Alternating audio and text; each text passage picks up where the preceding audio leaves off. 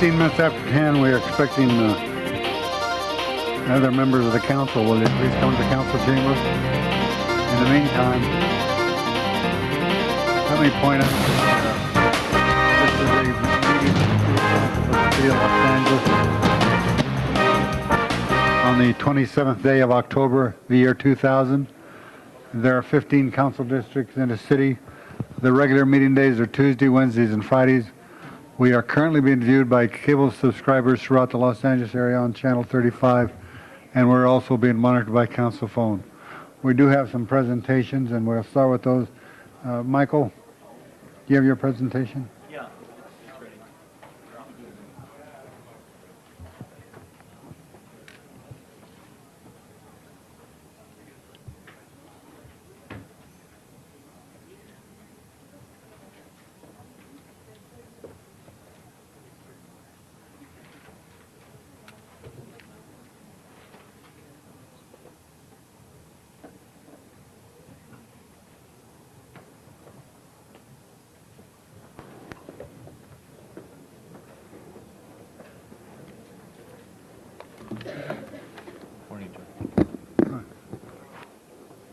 Colleagues, this morning I have what is really an honor for me, probably much more than it is an honor for the recipient who has been recognized by so many. It's my pleasure to recognize and honor for all of us Cruz Reynoso. Cruz Reynoso, Justice Reynoso, has had a remarkable career. As many of you know, his remarkable career has been focused on bringing equal rights to people who throughout this state frequently haven't had them. The poor, farm workers, people who have been denied basic freedoms because of their race or their other background, their ethnic background. Justice Reynoso and I got to know each other, and this is really more telling about Cruz than anything else. When I was clerking on the California Supreme Court, and Justice Reynoso was serving as a justice, and here I was, just a lowly clerk, and yet Cruz extended himself to me and to others on the court as we were both learning and helping the justices. And boy, did we learn a lot from Justice Reynoso. Many of you know that he currently serves on the U.S. Commission on Civil Rights. You might know that he's a recipient of the Presidential Medal of Freedom. All those titles, all his accomplishments, his work as the director of the California Rural Legal Assistance Program, his work at MALDEF and many other boards of directors, tells something of the story of Justice Reynoso. But what really tells the story, for those of us who know him, who have the privilege of knowing him, is how from the time he was a young boy, he became a role model and an example. He became a role model and example when, as an elementary school student in Orange County, teachers assumed because his last name was a Spanish last name, that he was Latino, they assumed that he wasn't going to be able to keep up with the other students who had English last names when it came to reading. Boy, did he show them. Throughout the course of his life, he has dealt with prejudice and racism with special dignity, with great passion, and by devoting not merely words, but actions to assuring that other kids growing up won't face the same barriers that he has. His has been a remarkable career, and it has been an absolute joy to know him. And I want to present to colleagues, all of you, one of the finest leaders in the legal community, in the civil rights and human rights communities, in California and throughout the nation, Justice Cruz Reynoso. Yes, absolutely. Please. Michael, thank you very, very much. I'm deeply honored by being present here and receiving this commendation. I want to indicate that my wife Janine is with me. I was so pleased that she could be with me, and my assistant Effie Turnbull is in front of me, and pleased that she could be here with me. I learned early, I must say, that stereotypes don't work. When I grew up in Orange County, there were still segregated schools in California, in many areas of California. And we moved to the little town of La Habra when I was age 7. We found a school to go to. My brothers and I tried to go there, and they said, "You don't go here, you go to another school." We went to the other school and noticed that all of the youngsters there were Mexican and Mexican Americans. So we asked, "Gee, why are we going to this school?" And they said, "Well, you're going to this school because you're going to learn how to speak English." So it came as a surprise to me, since we already knew how to speak English, but that's what was happening then. Shortly thereafter, however, a black family moved into the little barrio where we lived, and darn if the black youngsters weren't sent to the same school we were being sent to, and they knew English perfectly well. I must say, however, since all of us were Spanish-speaking in that school, within not very long a time, the black youngsters knew how to speak Spanish as well as we did. So it all worked out. And I must say, though, that even under those circumstances, I did receive encouragement from my teachers early on that I think helped me overcome what many of us thought was our role in life, to quit school at age 16, start working in the orange groves. There were orange groves in Orange County in those days. And so I was very fortunate to be able to get the education that has permitted me to do the things that you mentioned, Michael. So it's just a great honor for me to be here with my wife, and to be here before this council. Thank you so much. Thank you, Cruz, very much. Thank you, colleagues. Let's go back for some photos. Thank you, Mr. Fuhr. Mr. Pacheco?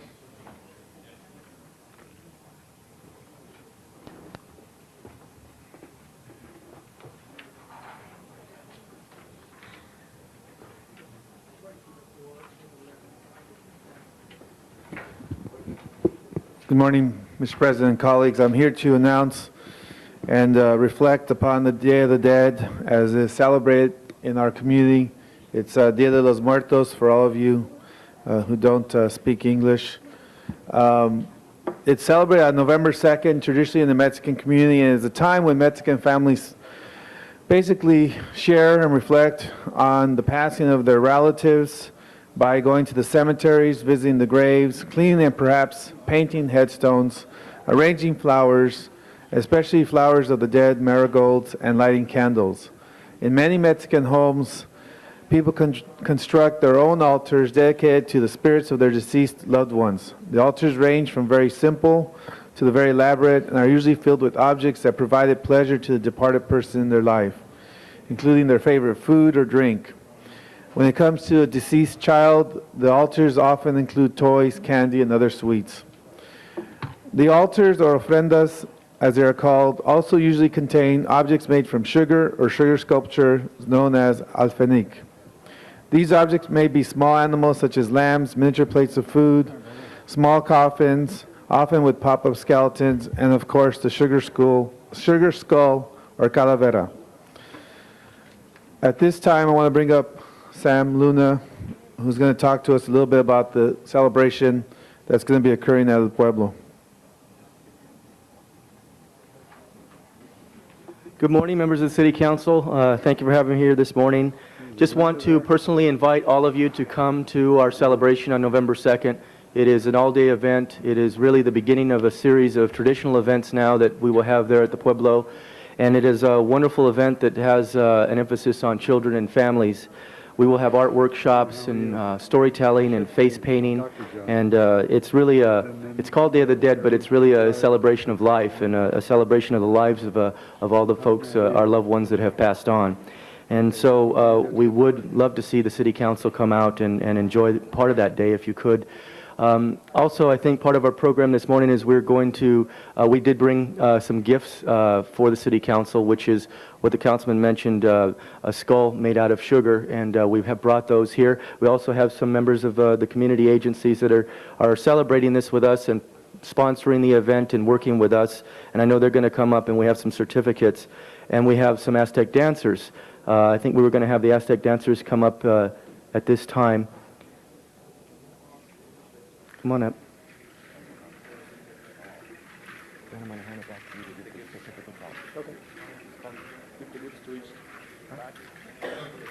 Yeah, one on each. They're going to perform just one number for you.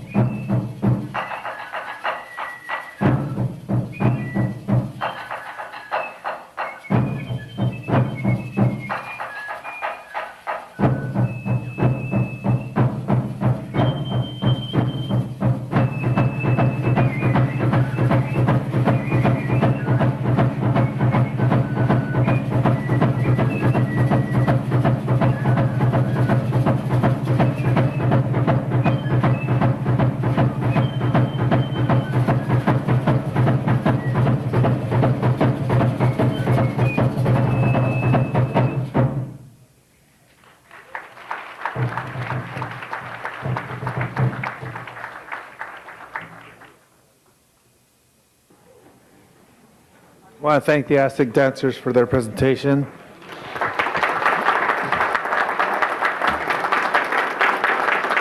I wanted to bring up the organizations and give them a certificate of appreciation for joining us on this event and being co-sponsors. So on behalf of the City of Los Angeles and my office, I want to present this certificate of appreciation to the National Latino Fatherhood and Family Institute.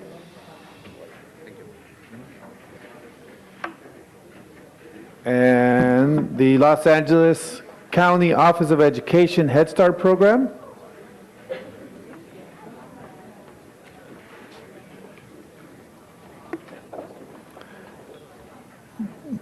To Las Memorias, The Wall.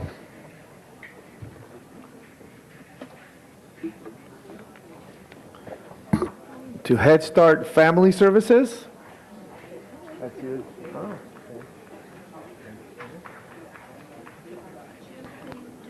okay.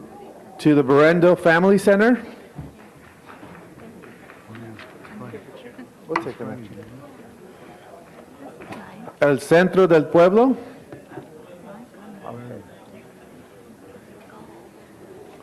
Latino Family Preservation. Pauline. The Walt Disney Company. Is that Pauline too? Okay. Arte Calidad. Is that you too again, Pauline? Okay. And the Overa Street Dia de los Muertos Merchant Committee. That's Norma. And that's Norma Garcia from our Merchants Association. Is that it? Okay, well, thank you all, and obviously, and try to come by November 2nd to El Pueblo, right there in Maine and Cesar Chavez, and enjoy Dia de los Muertos. Thank you.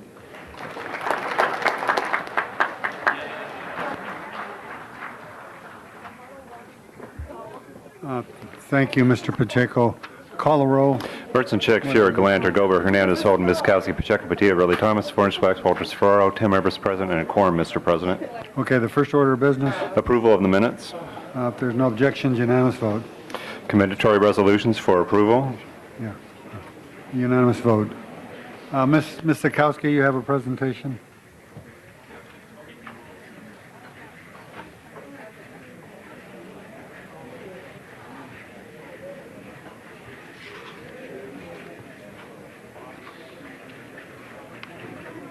Thank you, Mr. President.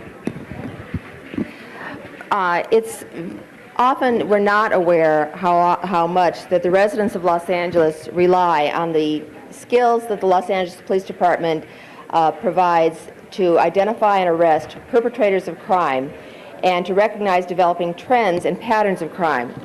To be effective in their work, the LA police officers depend on the talents, abilities, and skill of the records and identification support personnel in the Los Angeles Police Department to provide them with vital information. Standing behind me today are representatives from the Los Angeles Police Department personnel section who handle the records and identification, and they are here today in honor of the Law Enforcement Records and Support Personnel Day. There's actually a training session being held this week, that has been held this week, as a training conference to promote the progress and continued success and promotion and the importance of maintaining records, record retrieval, identification, and the vital role that is played there by support personnel for police officers not only in this city but throughout the nation, and in the integration of those police forces and crime enforcement personnel throughout the country. And in recognition of the skills and the crucial public service that is provided and performed by members of this profession, Governor Gray Davis has proclaimed November 1st as Law Enforcement Records and Support Personnel Day in California. And by this proclamation, signed by the mayor and made by the mayor, the City Council is also asked to declare November 1st to be Law Enforcement Records and Support Personnel Day in the City of Los Angeles, to recognize the vital service that the records and support staff of the Los Angeles Police Department provide to both the officers and the residents of the city in apprehending those who commit the crimes and support for those who need it. So with me today is Bill Moran, the Chief Fiscal Officer of the Los Angeles Police Department, Laura Johnson, Head of the Records and Identification Division, and Gloria Jones, Head of the Area Records Manager Association, who've all been participating in this training conference this week.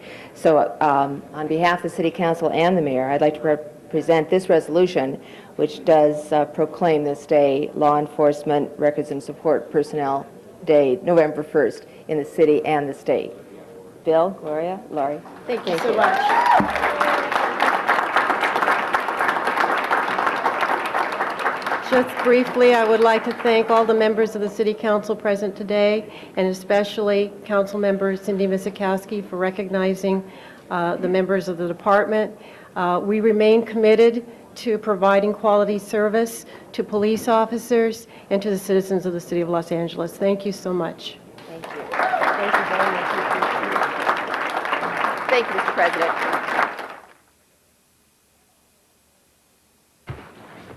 Ms. Sikowski, thank you very much. Mrs. Chick, do you have a presentation?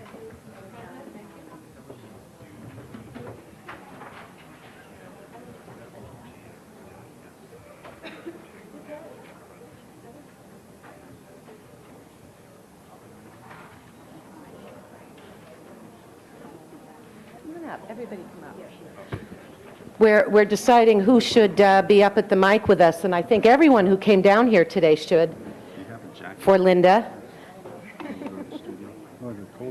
I mean, if you care about her as much as I do and appreciate what she's done for you, and obviously you do because you're here. And that gives everyone a little bit of an introduction, I think, in why I've asked this special woman next to me, Linda Underwood from the West San Fernando Valley, to come down here today and receive one of our beautiful certificates that honors her and recognizes her for all that she's done for our community. And she has especially focused on making the neighborhoods in the West San Fernando Valley a safer and more secure place to live. And she's done that in many different ways. She has played a role on the West Valley Community Police Advisory Board, CPAB, for the last 3 years. She has been a volunteer of the Fire Department's Emergency Preparedness Unit Advisory Committee for 5 years. She's helped set up and staff LA Fire Department's yearly Community Preparedness Fair. Many of us throughout the city remember what the 1993 earthquake, or was it 1994, January of 94, earthquake was all about, and know that the preventative measures brought to our communities through the fire department's emergency preparedness program is very, very important, not only in times of emergency, but it's a way of bringing neighborhoods together in times when there are no emergencies.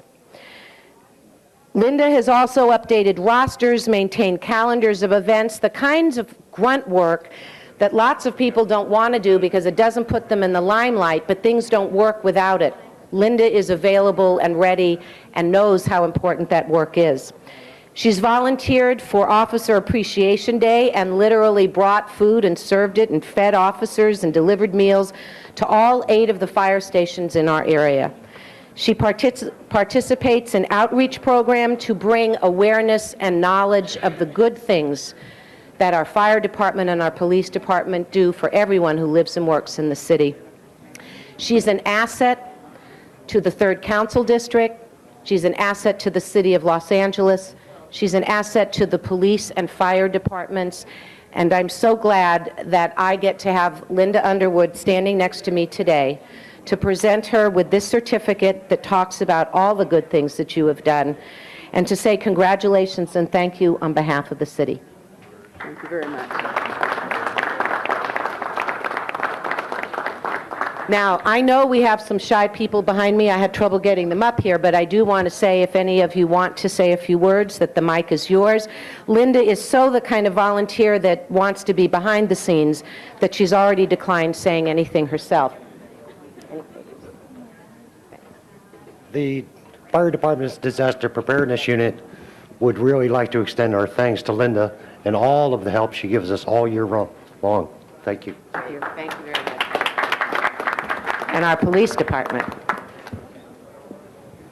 Yeah, Linda, on behalf of the police department, I just want to thank you for all the numerous hours you put in, and on behalf of all the officers at West Valley especially, thank you very much. Okay. Thank you, Mr. President. Thank you very much, Mrs. Chick. We have Michael Stewart here, who was it? Michael? Michael worked for John Gibson at one time and now works for the Bureau of General Services. But he was on the scholarship committee chairman for the All City Employees Benefit Service and the Tom Bradley Golf Tournament. So I would like to introduce Michael Stewart. Thank you, Mr. President. It's very good to be here with you this morning. It's an honor to represent the members of the association, the 24,000 members. On October 9th, we at La Cañada Flint Ridge, we had 92 golfers for the first annual Tom Bradley Scholarship Golf Tournament to raise funds for scholarships for youth and to help defer costs for city employees for their monies for school and for advancement. I'm here with members of the association committee with me, and also have the president, Steve King. We'd like to give you a commemorative clock, but Steve King would like to say a few words. Good morning, President. I'm here on behalf of ASIPSA to present you our co-chair with our nice little clock, which tells us that you are very helpful to us. You were very helpful in our organizing efforts. We know that you and Tom Bradley have a legacy that goes back years, and our scholarship fund is something that we hope will be here in perpetuity. We have 2 scholarship programs. One is for city employees who go back to school, and one for high school graduates who are going to college. And they will all appreciate the help that you've given us in raising money in their behalf. Thank you very much. There's your clock. And here is your clock, sir. Thank you. Come on, gentlemen. Let's take this picture.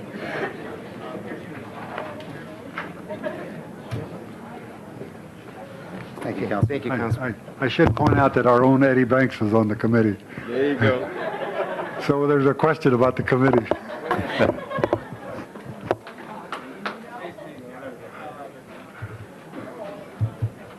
Okay, let's work on the agenda now. Mr. President, before starting the regular agenda, items number 1 and 3 are requests by the Building and Safety Department to have these matters received and filed. 1 and 3.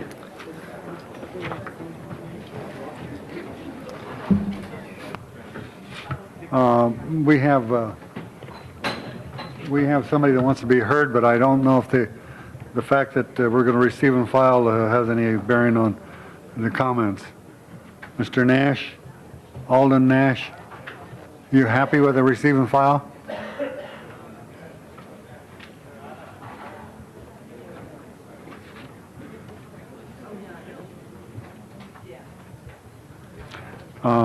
Item 1 is receive and file. There's no question about that one. Item 3. I'm Alden Nash, item 3. Sir, I'd like to complain about this. I did go to Mike Hernandez's office. This is his area. I don't live there, but I did comply with the first instructions that were given to me to barricade and clean the property. A few weeks later, I was notified that the Building and Safety Inspector Guerrero had ordered a private contractor to go in there and redo the same work I did. My material and my labor down the drain. Let me tell you what Guerrero told me on the site. He said, "You homos who live up here in these hills," referring to homosexuals, "I don't live on that hill. I don't live on that property." I complained about this to Mike Hernandez's office, and then you have this assessment you're putting this assessment on work that I have already done, and I'm not a homosexual living in that hill. Well, this is to receive and file, which means it stays as is. Mr. President, if I could just address the speaker. We're not putting this assessment on your property. That's what receive and file means. So this is not going on my property? This is not going on your property. No. All right, thank you very much. You're welcome. Okay. May I be heard on one other? I notified this Building and Safety about, this is where our tax dollars go. These letters, these people that these letters are mailed to, postage and labor and material, they're dead. I notified them about this 2 years ago. I still keep getting these letters. These letters are a waste of our tax dollars. Thank you. Thank you very much. So item number 3 would be received and filed. There's no question about that one. Okay, we have, what else do we have? Okay, so item number 1 and 3 are received and filed. On the regular agenda, item number 7 is a commission appointment. What about 2, 4, 5, and 6? I was understanding you wish to take commissioners first. Oh, well, yes. Yeah. Okay. Item number The 7. appointment of Andrea Jackson to the Martin Luther King Jr. General Hospital Authority. That's item number 7. Andrea Jackson.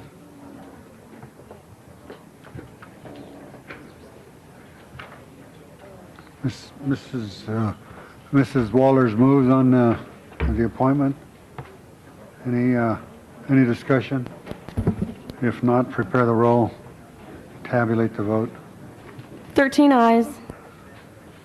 Mrs. Jackson, you've been approved, and we want to thank you for serving in the city. Thank you. Thank you. Forthwith on that. Mr. President, item number 8 is also a commission appointment, the appointment of Bradley Mindlin to the board of Los Angeles Convention Center. Mr. Mindlin. Good morning, Mr. President. Mr. Hernandez moves on this. Any discussion? If not, prepare the roll. Tabulate the vote. 13 ayes. Mr. Mindlin, you've been approved. We want to thank you for serving the city, and we'll send it forthwith. Thank you for the honor. Okay. Number 9 is an ordinance, and the number 15 is an ordinance. There are now 13 members present. Mr. Farrell, to go back to the public hearing items number 2, 4 through 6 are items noticed for public hearing. Anybody want to be heard on any of those items? 2, 4, 5, and 6. Seeing none, the public hearing is closed. Any discussion? If not, prepare the roll.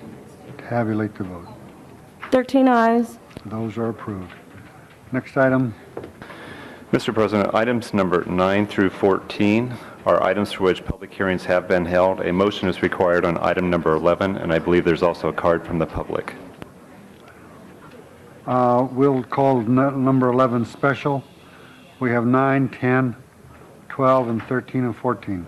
Any specials there? Any specials? If not, prepare the roll on those. 14? Who called 14 special? I did. We'll call 14 special. So we have 9, 10, 13, and 12 and 13. Prepare the roll. Tabulate the vote. 13 ayes. Those are approved. Next item. Items number 15 through 29 on the regular agenda are items for which public hearings have not been held. Anybody want to be heard on any of those items? We have cards on 29, so we'll call that one special. Anybody want to be heard on any of the other items? Seeing none, the public hearing is closed except on 29. Any special by council Could members? we call 15 special, Mr. President?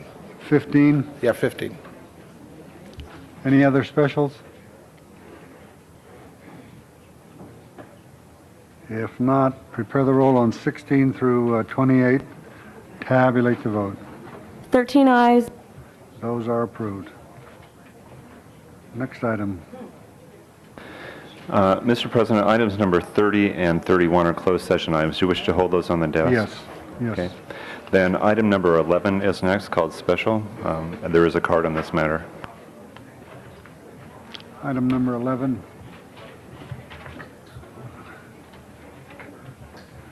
Public hearing has been held, but we'll just take those who are opposed to any of the... These are all in favor. What is your pleasure? Mrs. Chick? Are we on 11? Yes. Actually, Mr. President, thank you. I would like to ask all of the general managers or the representatives of the city departments involved in the Healthy Neighborhood Initiative to come to the front table. I'm particularly interested in asking questions of recreation and parks, public works, building and safety, housing. And perhaps, Mr. President, you could hold my time until staff comes to the table. I'd appreciate that. Colleagues, what we have before us, and as they're taking their place, I will begin my time. what we have before us is clearly a recommendation to give more resources to areas that are in dire need of these resources. And I think also a very positive part of what is before us is an attempt to get city departments to coordinate and to integrate how they work and how they deliver services so that we come up with real solutions to the very pressing problems, especially concentrated in certain parts of the city and certain neighborhoods. So I am very much in support of these additional services and resources being allocated and doing it today, because quite frankly, it should have been done before. The number one question I'm interested in from our city departments is, I was aware, for instance, that we have a long list of parks that are troubled and in trouble.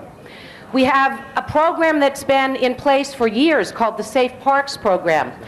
And some time ago, colleagues in the Public Safety Committee, we had an issue of arming park rangers. And as the council moved to say no to that, we also turned to LAPD and the Department of Recreation and Parks and said, how can we say we have a safe city if we have parks that aren't safe? And LAPD, who didn't want to arm park rangers, said, don't worry, we'll take care of it.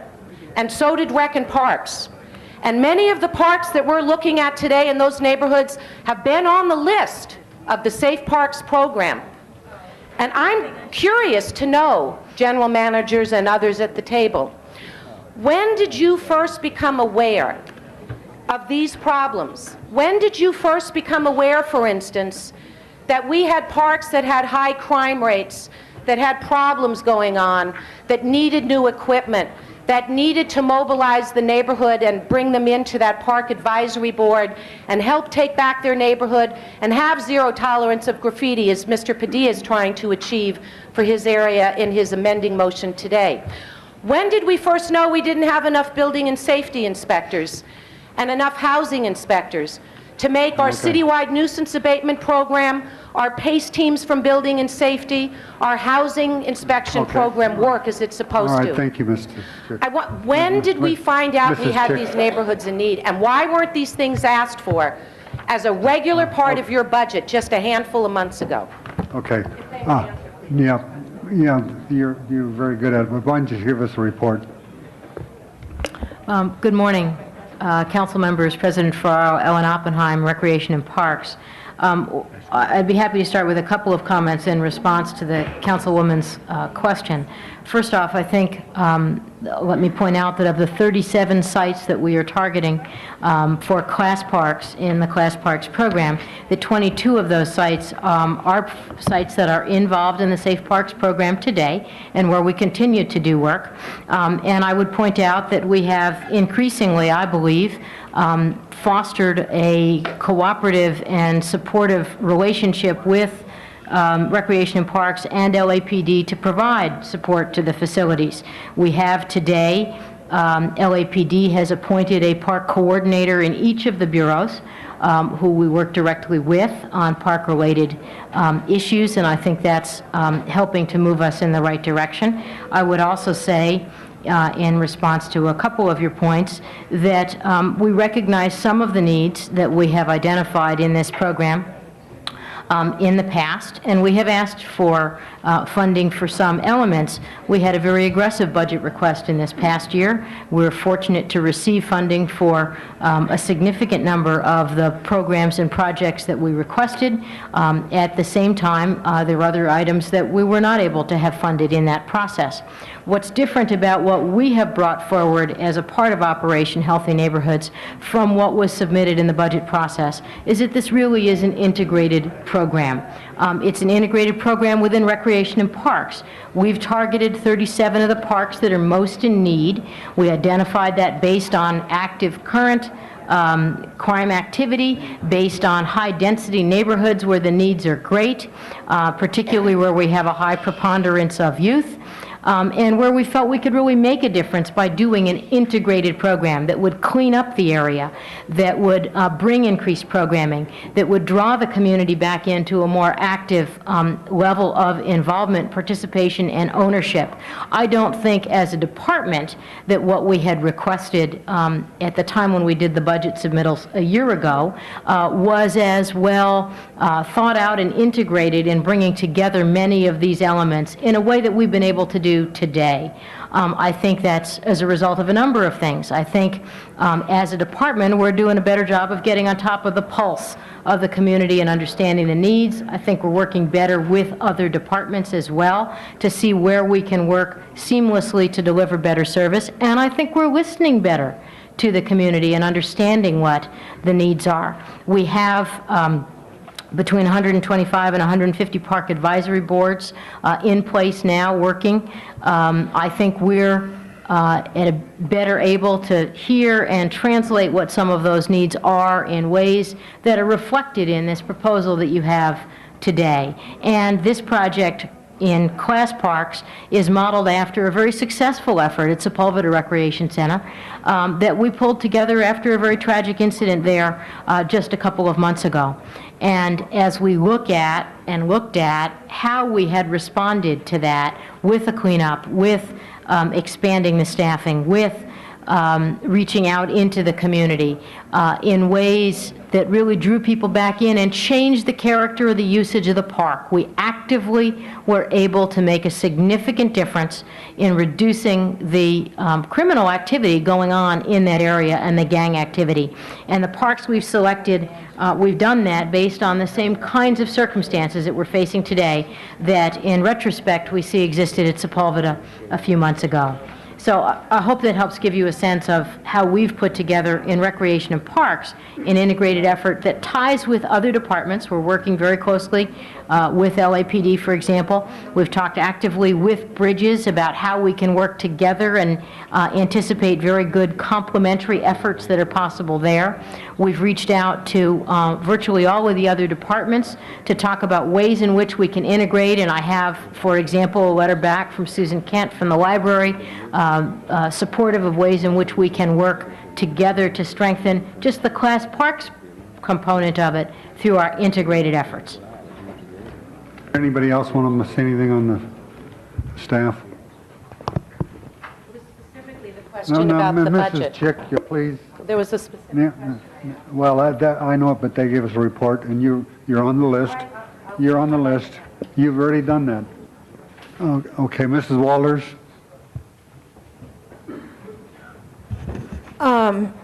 Mr. President and members of the department, I don't see the mayor's office present. They're really the ones that I need to address my questions to. I had an opportunity to meet with them the other day. Would a couple of you let the mayor's office have a seat for a moment? Or maybe we can bring up some additional chairs. But very quickly, I talked with the mayor's office about some concerns. And from a letter that Councilman Ridley Thomas wrote, he had some similar concerns. So I will deal at this moment only with the concern that I have that Mr. Ridley Thomas has not touched on. And that's the subject of evaluation. In your response to Mr. Ridley Thomas, you referenced that a progress report would be made on a regular basis by people in your office. When I talk about evaluation, I'm not talking about a progress report made by people involved in the program. I'm talking about a professional, statistically based evaluation made by a professional evaluator outside anybody's office, not attached to the council, not attached to any of the departments, certainly not attached to the mayor's office. Any such involvement by any of the departments would have the possibility of inserting a bias or skewing the results. So I want a completely objective evaluation. And have you given any thought to that? Councilwoman, we would certainly support that. I believe that that would be an appropriate piece to add to this. That would complement the progress reports from our office, which I understand your concerns or the issues you've mentioned, and also the independent analysis that would be done by ORS, which frankly we had viewed as the independent analysis piece of this. But we would be supportive of any kind of evaluation to determine whether we've been effective and what kind of improvements we'd need to make to the program to actually meet our goals. And if we're going to have an objective evaluation, it is critical that an evaluator be brought on at the outset, during the planning stages of the report, because the planning provides the basis for what happens, what is to come in implementing the program, and it must be a part of the evaluation. So it seems to me that there's some work to be done to get a professional evaluator assigned to this project immediately. And it should be as a part of the expenditures that are listed here. Mr. Hernandez? Mr. President, I'd like you to hold my time 1 second if you may, because I need Armando Martinez to come up to the mic from the Lincoln Heights Rec Center. And he's at part of the Lincoln Heights Rec Center on Workman. This mic over here, Armando. And I just want to ask you, in the last 3 months, how many shootings have you had at that rec center? In the vicinity, 3, but across the street from the park, 1 killing. One of our students, Julio. How old was he? He was 15, and he was our star basketball player. The only reason I needed Armando to answer that question is because I mentioned it in a committee meeting. I want to make sure the Lincoln Heights Rec Center was part of this Safe Parks program. I also mentioned in a committee meeting a shooting on Figueroa Street and Idell Street, and another shooting on Isabel and Idell Street, and another shooting on Cypress and Figueroa. And I mentioned those 3 shootings because they happened to be within 2 blocks of my house. And you didn't hear about them in the news. When we're talking about this program, it's not necessarily an anti-gang program. It's a healthy neighborhoods program. And members of the council, you know that on several occasions I bring out my maps, my GIS maps, as the zones of needs. And for whatever reason, the resources that we're talking about in healthy neighborhoods are going into those communities. When we talk about the role of building and safety and the PACE units, we've had that debate on many occasions, and I know that Councilmember Chick played a heavy role in trying to make sure PACE was equitable and accountable. I know that when we talk about bulky item pickups, I continuously talk about Pico Union and Westlake, where everybody lives in apartment buildings. There are very few residential homes, and the city doesn't pick up their trash. But where do you dump your bulk items? And continuously, it's the #1 area in the entire city for bulk item pickups. When the mayor asked me to support this project and attend that press conference, I went simply because it was a project that was dealing with all the issues I've been talking about for the last 9 years. When we talk about spending additional resources in communities that have additional needs, we're talking about the communities that reflect the majority of the people of the city of Los Angeles. They just happen to be communities of lower income. And communities that, because of resource, basically divisions, I believe we're not getting their fair share, and that's why I called them people rich and resource poor. I embraced this program. I did not plan to play a leadership role in this program because I felt that it was something that we could all agree we needed to do. I know I have 248 days. My reality is I have to deal with the Armandos who are working at the Lincoln Heights Recreation Center and explain to the community that surrounds it why it is that their park is not safe. I have to explain to my neighbors why it is that the city of Los Angeles has to do much more to create a kind of environment that makes it healthy. And so to me, I ask that we continue with the program, that we fund the program, It's a positive thing for Los Angeles, and each and every one of us should participate in the development of this program, and I think the mayor's opened that door. And so I just ask for an aye vote so that we can continue forward. Thank you. Mr. Padilla? Thank you, Mr. President. Unfortunately, similar to Councilmember Hernandez, I too have parks in my district that have seen a rise in violence this year. Contrary to the trend, the good trend that we had established in reduced crime, reduced violence over the last 5 to 7 years, and in particular, the Daily News said this morning, 6 shootings in the last 2 weeks. You've heard me over the last couple of weeks talk about some of these incidents, particularly the little 9-year-old girl who was shot 2 weeks ago in my district. And so unfortunately, it was timed as this Operation Healthy Neighborhoods is coming through the council. And unfortunately, Hubert Humphrey Park will be the first test case of the effect and the impact that this program can have in helping keep a community safe. So after this 9-year-old girl was shot, people have been coming together. You might have heard about the vigil and the press conference we had a couple of days ago, but it all started, all the steps that we're taking locally, started with a community meeting that we had over 2 weeks ago. And a lot of important ideas and suggestions came out, the frustrations of the community came out, the ideas and the recommendations for possible solutions came out. And a lot of them are reflected in the program. The community, not necessarily the policymakers, realized more than anybody else the need and the significance of increased programs for young people to help fight crime in the long term. And we can't just offer more programs, we also have to invest in program staff. That's in this proposal. They also know that it needs to be a cooperative relationship between the community and the police department and other public safety agencies within the city of Los Angeles. That's reflected in this proposal.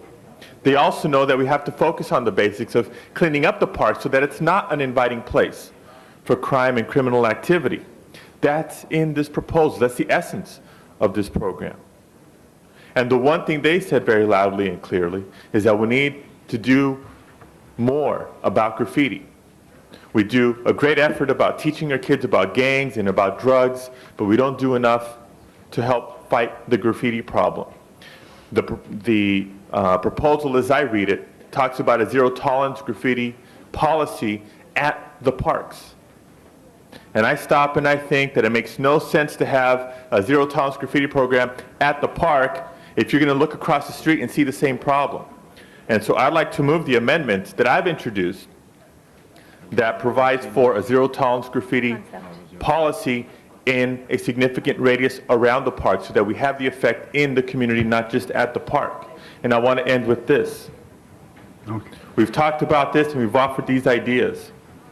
And we've heard a lot of these ideas before, and I know when I first read it, it was an obvious yes to support this, and there's been some questions and some concerns about some of the members of the council. Okay. But I want to share with you, colleagues, this is important, Mr. President, please. The 300 residents who were before me 2 nights ago at our vigil, unified to send the message that the crime has to stop. I cannot in good conscience tell them, please wait, give me a few more weeks. It'll come, I ask for your patience. I cannot tell them that. And so with that urgency, I ask you, please, let's move forward on this today. Thank you. Okay, Mr. Ridley Thomas. Mr. President, members of the council, I rise to acknowledge the severity of the problem with which communities throughout the city are faced and have been faced for a significant period of time. The problem that we are talking about is long-standing, and if you note with some degree of accuracy, the problem spiked several months ago. To be specific, in April, when the police department made it abundantly clear, the media made it abundantly clear, both the Times, the Daily News covered any number of homicides that took place in the southern portion of the city, in South Los Angeles, and portions of the valley. And so this is not a matter that has come to our attention over the past few weeks. It is a problem with which we must deal, and deal correctly and forthrightly. I think conceptually, when we talk about the idea of causing departments to collaborate for the good of the whole, that is the right direction to take. When we talk about programs that have comprehensive components dealing with the issue of cleaning up, securing parks, not a new idea, but in fact an idea that is worth pursuing full steam ahead finally. When we talk about job creation, crime reduction, all of those things seem to me to be important. But in order for them to work, they have to fit together correctly, intelligently, strategically. And that is where we are lacking at this particular moment. And I would simply say that if we want the most significant use of these public resources, we have to make them work in a synergistic way. That's the objective here, and I think we can and should accomplish that. I rise as a seconder of Mr. Padilla's motion because he's pointing to an element that could and should be attended to, and he asks for review so that it can be plugged in and moved forward. Ms.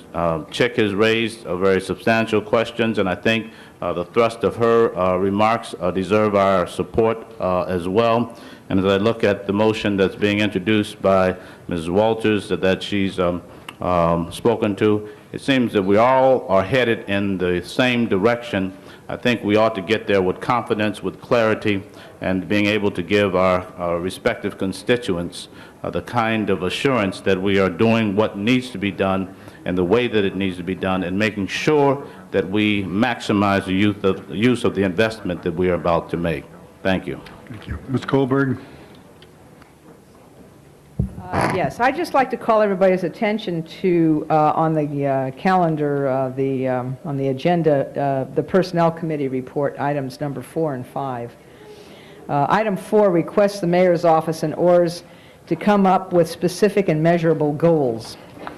That's because lots of times when we're done spending money, we try to figure out what we did with it, what it accomplished. Since we didn't do a baseline and we didn't have specific goals, when you go to do an evaluation, it becomes a compliance evaluation rather than an evaluation of outcomes.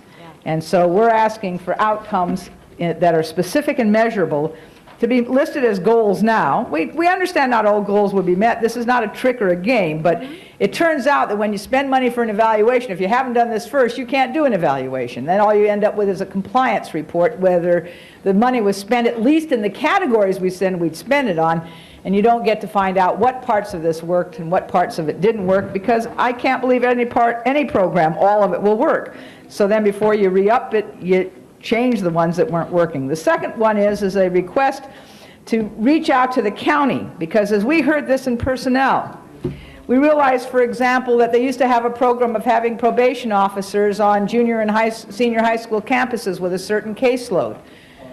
Those are gone. We should be saying to the County of Los Angeles, in that part of your jurisdiction which overlaps with the City of Los Angeles, there are some programs you used to do that in conjunction with our Healthy Neighborhoods program will make all of the areas safer. And I would urge that the mayor's office and the departments individually and collectively take some leadership on that. The frustration that you're hearing, I want to give a name to. So you understand, why would anybody have any frustration about this? This is obviously needed. The frustration is this: many of these same departments that are getting money now came to many of us individually during the last budget and said they had put in for some of these very items and were told by the mayor's office that there wasn't enough money. That's the frustration you're hearing. So if you want to know, we shouldn't beat around the bush, we should be up front. That's the frustration. So now there's a name of a program, and it's putting in some of the pieces that some people had tried to get in earlier on, and I think that that's where you feel a little frustration. Nobody wants to be involved in soundbite government. And all I'm saying is, of course we need to do these things, this and a whole lot more.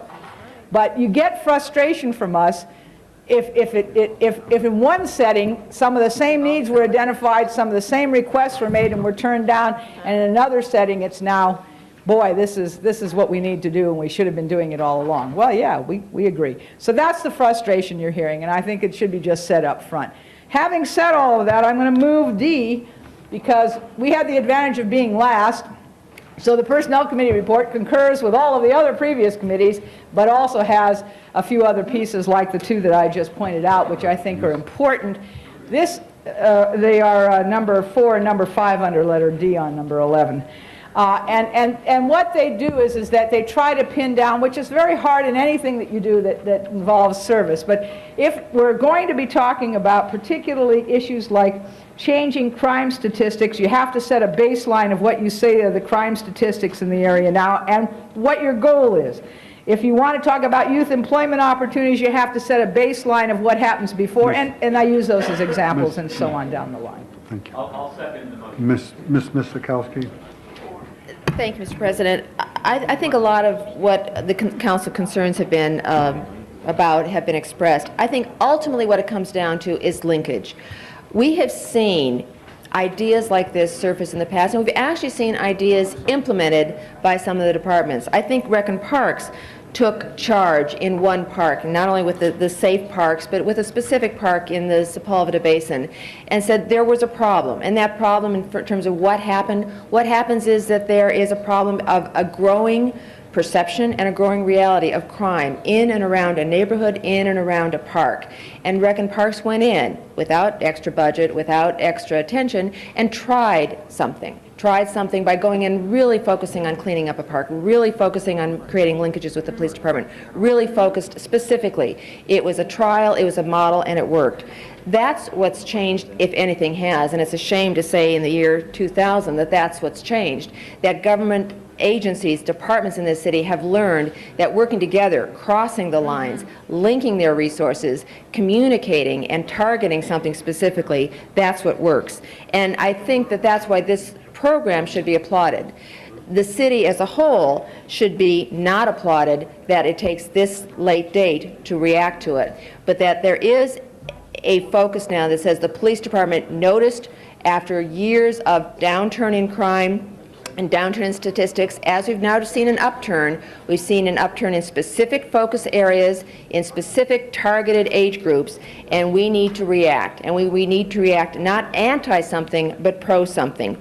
Pro-youth, pro-healthy neighborhoods, pro-linking our departments together to show that a difference can be made.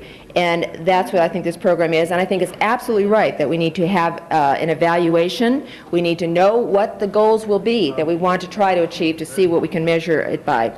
But members of the council, I think the important thing that's come up today is that as we do our budget every year, we talk department by department by department by department. I think we need to factor in our budget discussions now, linkages of department. That's got to be a budget factor, a budget element, a budget criteria, so that the linkages that are necessary among the departments, we determine early on through the budget preparation and the budget approval. How have they been linked? How are they working together? What is the integration? Because that's what is going to be, that is what's different about this program, and it has been too long in coming. And the only other criteria or concern that I think has been legitimately expressed is one that we face all the time, is where is our priority in budgeting?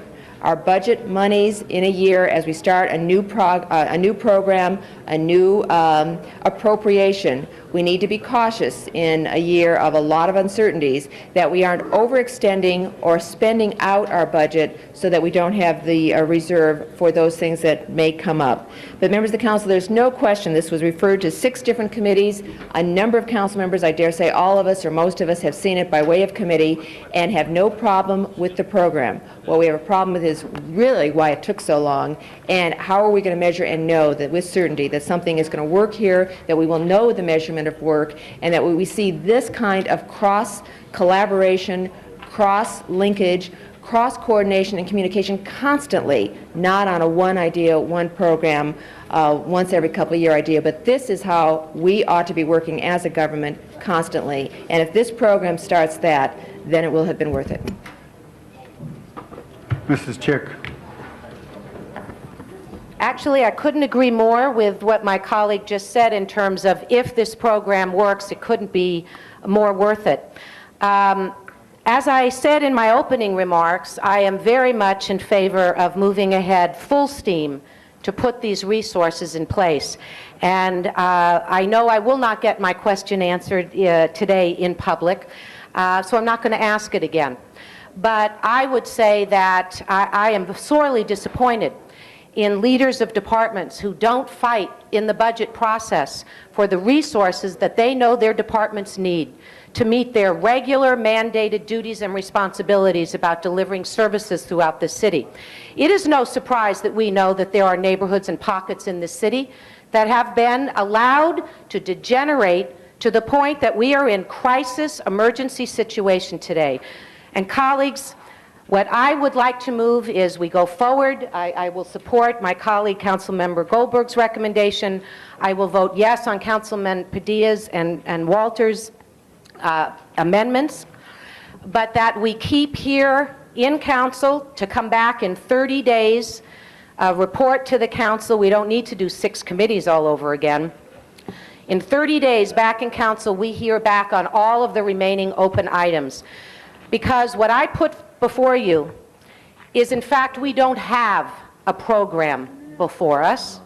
What we have is the belated, very belated allocation of direly needed services in neighborhoods that have been allowed to deteriorate because they haven't gotten the services that they needed in a timely way. And we are telling departments what we tell them all the time, to work together. That is what is before us. And we are now, rather than in the normal budget process, giving resources to public works, to building and safety, to housing department, to rec and parks, all of these needed services to communities that have been waiting too long for them.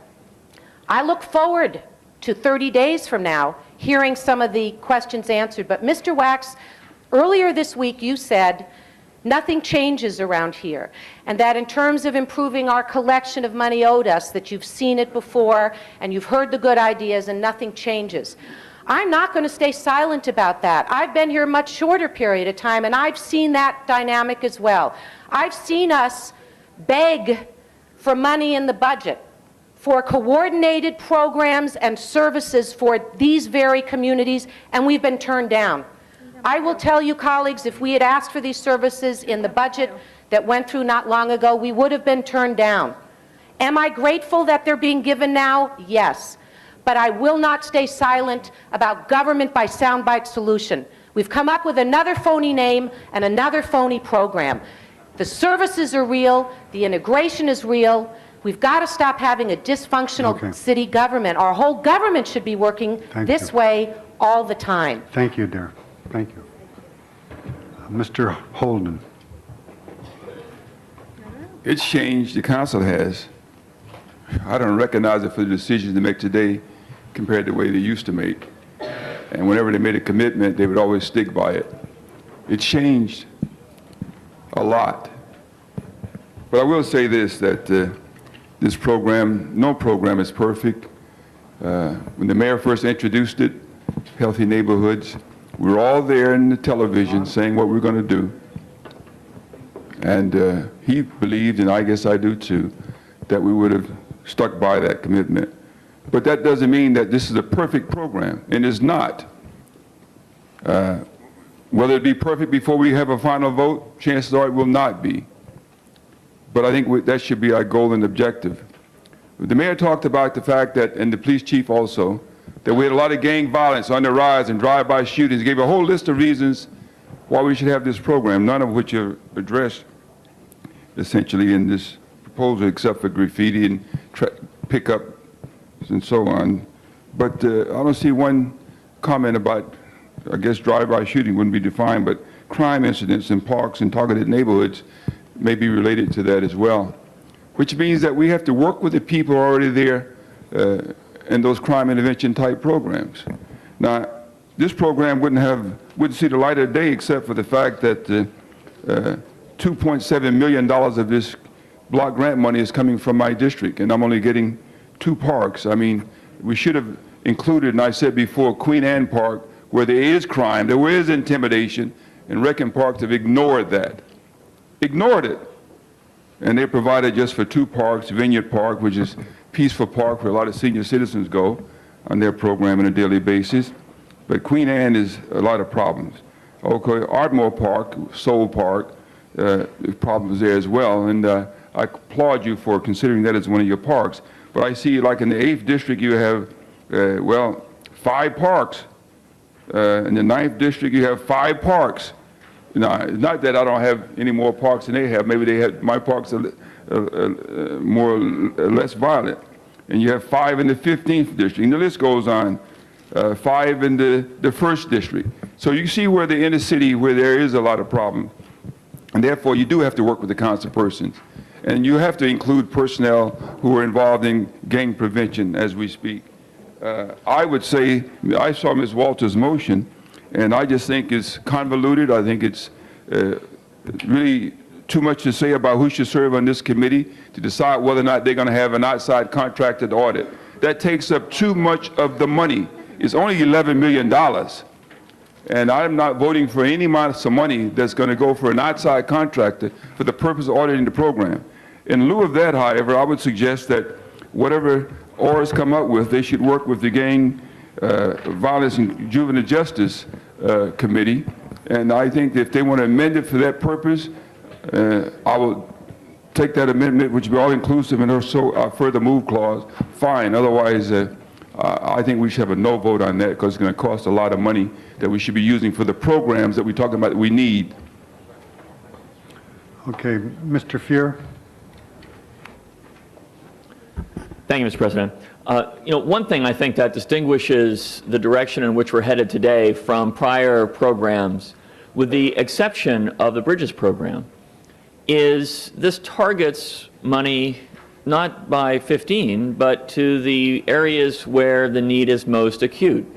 We did that in Bridges. All too rarely do we choose to do that as a city council. This is a moment for us to recognize that some areas of our city have more acute needs when it comes to public safety, intervening with our kids, providing better park infrastructure and so forth than other areas. Step in the right direction in that respect. The idea of having monitoring and a real evaluation of this program is critical. One recommendation that emerged from the Budget Committee, and that is part of the recommendations that came out of personnel, is that the police department be involved in directly tracking changes in crime statistics before and after the program. And I take it that indeed, Commander Bergman, is going to be the case, correct? With regard to Mr. Holden's critique of Ms. Walters' motion, in particular the first moving clause regarding the evaluation, I have to say I both think the evaluation is important, and I share Mr. Holden's concern that we don't need to spend extra money for the evaluation if we have ORS as functioning as it should as an office of research. I would be very pleased if there were to be an evaluation that were to be performed by ORS, perhaps in conjunction with the CLA's office. I'm not sure that we need to do an outside contractor, and I would move as a substitute to the first moving clause of Ms. Walters' motion that the evaluation she describes be performed, but rather than through an RFP, but by city resources, by ORS and the CLA's office. Because I think it's a good idea. I just would rather save the money and not direct it to the evaluation if we can avoid having to do that. Do we think that ORS has maybe where's Mr. Fujioka? Does ORS have the horsepower to do that? CLA's office have the horsepower to help? Sure. They can do it together as a team. All right, that'll be my substitute for that. Otherwise, I think we're on the right track today. All of us are very concerned, and legitimately so, about both addressing this acute, increasing, emerging problem as we should as government. There's a fine line between being reactive and being responsive. I think this is on the side of being responsive to an emerging need. At the same time, I just want to call to everyone's attention the state of the reserve, which is an issue, and this eats into it meaningfully. I think it's my responsibility to note that. I'm going to support this anyway. I think it's, as I say, a very significant need for us to deal with. By the same token, the reserve is perilously close to being even as opposed to being up where we want it to be. Government, however, needs to handle crises when they emerge. That's what this is. I support it. Mr. Ridley Thomas. Mr. President, members of the council, I think there is a sense that has emerged that conceptually the issue of dealing with the issue of crime, dealing with the issue of creating healthy environs in which people can not only live but flourish, is one that has been embraced by this body for a long period of time, and several initiatives have been advanced to effectively move that forward. There's evidence on the public record to that effect. We've had substantial debates about safe parks here and had opportunities to experiment with such in some instances. And so there is not a debate about that. The question is, if we're going to do this, oughtn't we do it well? And I rise to affirm the sentiments expressed by a number of the members of the council, Mr. President, because I think they are in order. The concern as to whether or not the general managers made the request in this year's budget request and the allocation, I think we know the answer to that could vary. But in many instances, general managers have wanted to make requests and were simply discouraged, plain and simple. And that's why in a number of instances, we bring the motions in as amendments. And they do that at some risk, and it ought to be clear that such is the case. And anyone who wishes to deny that is obviously not familiar with the processes as they have unfolded over the past few years under this administration, and or they are flatly choosing to alter the public record as we know it. I want to say the following. We should have healthy neighborhoods, and we should do it smart. We should do it efficiently. We should do it forthrightly. We ought to be creative about it, and that's the will of the body. I think the suggestions made once again by Mr. Padilla, the suggestions made by Mrs. Walters that have been amended by both Mr. Holden and Mr. Fuhrer all make sense. And the overall idea advanced by Mrs. Chick, Madam President, seems to me to put us in the direction that we need to go, to embrace the concept of this collaborative effort for the good of the respective neighborhoods involved, and then to work out the details with the report back to the designated committee or committees by ORS and the CLA. And it seems to me that's effectively an omnibus motion that includes the recommendation from Mrs. Goldberg, and if that's in order, I would so move. We'll come back to council for ultimate disposition pursuant to what you suggested. Okay, thank you. Mr. Hernandez, it was a motion, yes. Mr. Hernandez. I've been trying to think of something cute to say, but I haven't been able to come up with anything, except that when Ms. Goldberg talked about beating around the bush, I think she meant beat Bush.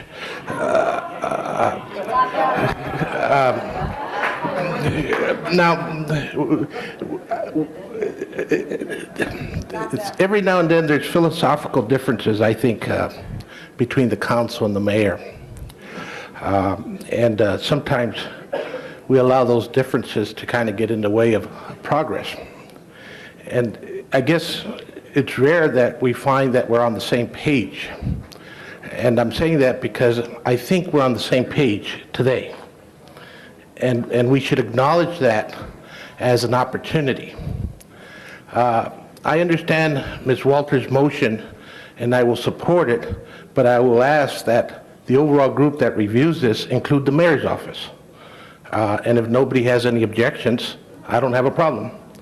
Mr. Fuhrer and I were talking, and it's not a big issue to me, but when we select someone to evaluate, Mr. Ridley Thomas and I went through great pains and differences in trying to select an evaluator for the Bridges program, and we thought we came up with a compromise, but when that compromise came down and the results came out, none of us agreed with it. And I just wanted to kind of remind us of that process, because we all knew what was going on with Bridges, and we disagreed with the audit that was conducted by the controller and the statements that were made. And hopefully we'll all know what's going on with this program, because we're working hand in hand in the strategies of using those resources in those areas with the mayor's office and in conjunction with each one of our offices. I just wanted to again, ask that Ms. Walters in her motion accept a friendly amendment of including the mayor's office, and that would be my motion at this time. I think Mr. Ridley Thomas is seconding it, and that we embrace an opportunity. Now, I'm not sure how much of this is going to get done in the next 248 days, and I'm not sure how much of it's going to be spent. And I think that us being on top of it is important, because we'll also be dealing with a new budget, as Mr. Fuhr pointed out to us, and other crises impacting the city. But I do know that in order to make something work, it's a lot easier when we're all in tune and we're all working together. And that's where we are today. Again, I have to look at my constituents sometimes and challenge them nowadays, because I'm not going to be here. And I have to tell them they have to hold whoever takes my place accountable, just like they held me accountable. And I expect them to be angry when something's not working, but I also expect them to acknowledge the work that is working when something good is happening in their communities. Hopefully we can all support the amendments before us and support the overall program and work with the departments and just go on with doing our jobs. Thank you. Thank you. Mr. Holden. I'm a little confused now, because I think Mr. Fuhrer, we were talking about, Mr. Thomas kind of concurred that there's not that much money, and $2.7 million of money is coming from the 10th district. There's only $3+ million from block grant money, period.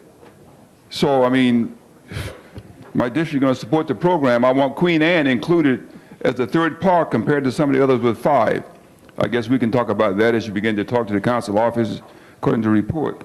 But I don't think that we ought to come together, delay the program, and spend money to select the outside contractor. I think that the city council should play a major role, and I think that's really what we want, to have some safeguards, some check and balance. And Mr. Fuhrer, your motion was, as I recall, that we do the audit of the program, and you're not going to listen. Maybe you get a lot of no votes on your motion. Your motion was to do the audit in-house, is that correct, with CLA and ORS? And I think, as a friendly amendment to your motion, I would suggest that the findings of that audit be reported to the Gang Violence and Justice, Gang Violence and Juvenile Justice Ad Hoc Committee for review and recommendation to the council. But that's after the fact, that's after the program has been implemented, et cetera. Now, my question is, at what point after the program implementation would you want such an audit to take place? 3 months, 6 months? Well, I think that all the committees is just going to bog it down. You won't even get it to the council. All right, well, whatever. Mr. Holden? Yeah. On your, it's actually Ms. Walters' motion, of course, but I might just suggest that because the budget is being prepared for next year, even now, that the report has to come back in time for the mayor's office and us to deliberate on its outcome. All right, the Community Development Committee, along with the Criminal Justice, the Gang Violence and Juvenile Justice Ad Hoc Committee. Okay, just those two. Mrs. Walters. Thank you, Madam Chair. To Mr. Hernandez's suggestion, I had already pushed my button to include the mayor's office in the first moving clause.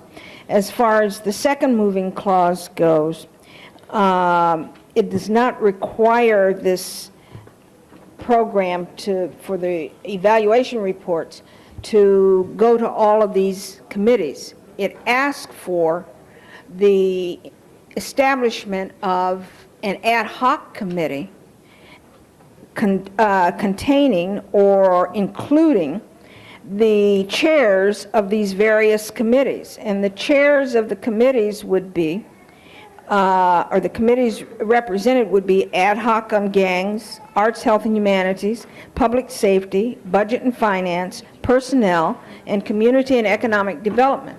All those chairs of the committees would sit as one ad hoc committee to prevent this from going back to all of these committees and the consequent slowdown that that would cause. So that is my motion, council members, and I would urge passage of that. Again, I accept Mr. Hernandez's motion of including the mayor in the first moving clause, the mayor's office in the first moving clause, and merely explain that the second moving clause establishes or asks that an ad hoc committee be established with the chairs of all those committees so that it does not get bogged down in going from one committee to another.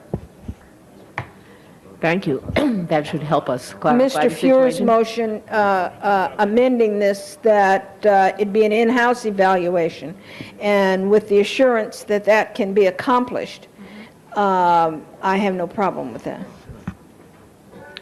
Well, if it doesn't get accomplished, we'll just bring in another motion to do exactly what you've got here. All right, Mrs. Chick. One last clarifying question.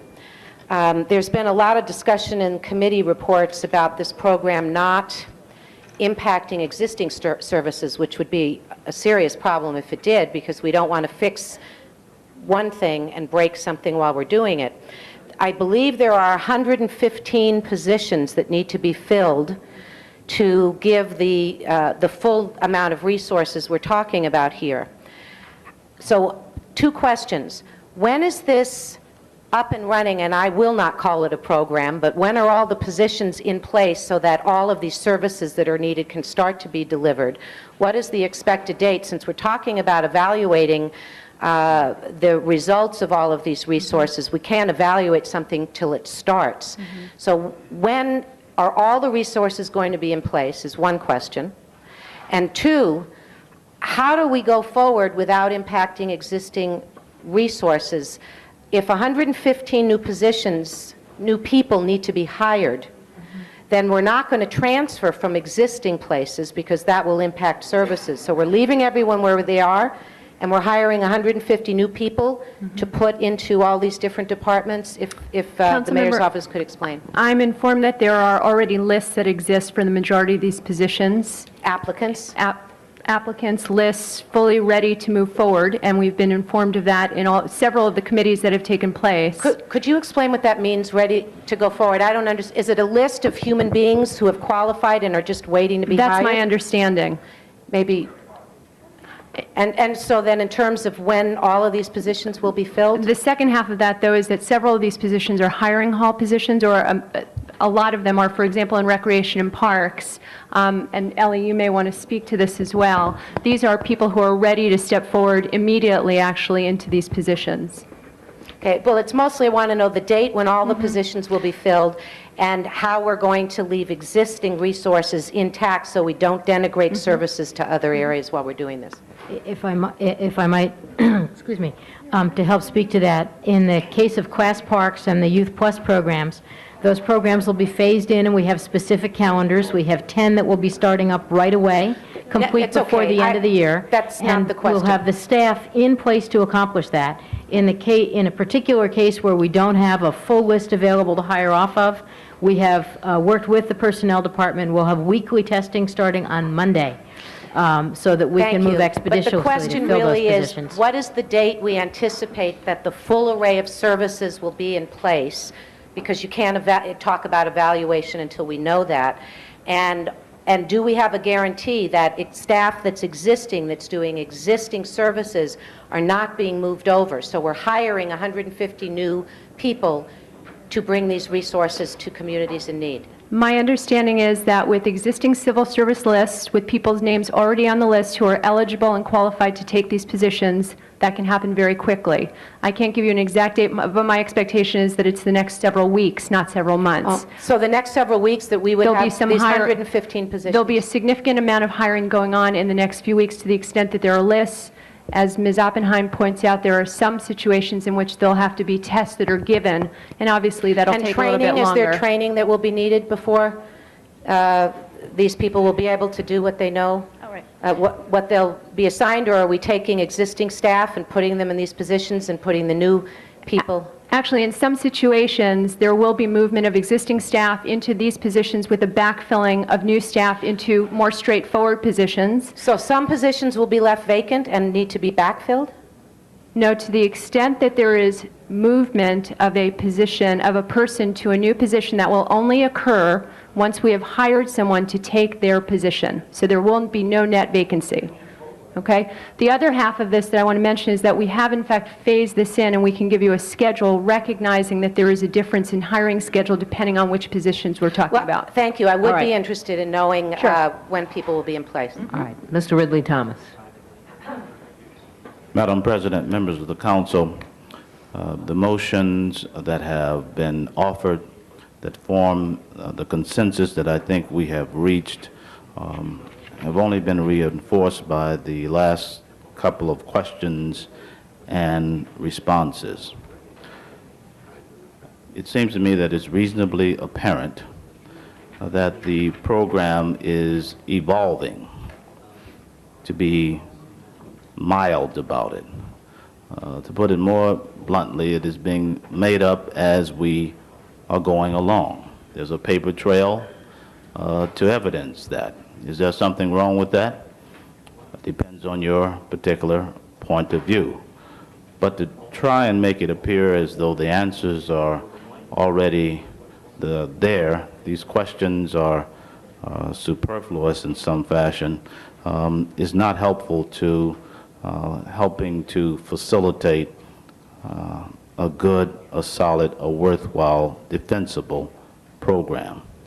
With respect to whether or not this is going to substitute for other positions, I can only tell you that council offices get calls from departments that say, we will have to move people from our current assignments in order to make this program work. Ms. Roth, I want you to hear what I'm saying. These are the reports that are being given by the departments. Not all, intimidation doesn't work to the full extent that you might think. People are free-thinking, fully formed adults who have committed themselves to city service in an honorable way. And they know that which to commit themselves, and they know when something works and when it doesn't. And I'm essentially saying that there is work to be done here in service of a higher goal that we all wish to embrace. The mad rush to impress that things are in order isn't working. We need to make sure this works in an intelligent and careful way. Madam President, therefore, the motions that have been offered, once again, Mr. Padilla says the zero tolerance piece needs to be buttoned down. Ms. Walters makes a point about the evaluation. Ms. Goldberg makes the point about the personnel. Mr. Hernandez has talked about a range of issues along with Mr. Holden, Mr. Fuhr, Ms. Chick. Therefore, it seems to me that that work needs to be done and come back pursuant to the recommendations that have been made to the council for final disposition, with a conceptual commitment having been made even to the point of the designation of the resources. And again, I rise to try and summarize and so move. Okay, thank you. Ms. Walters.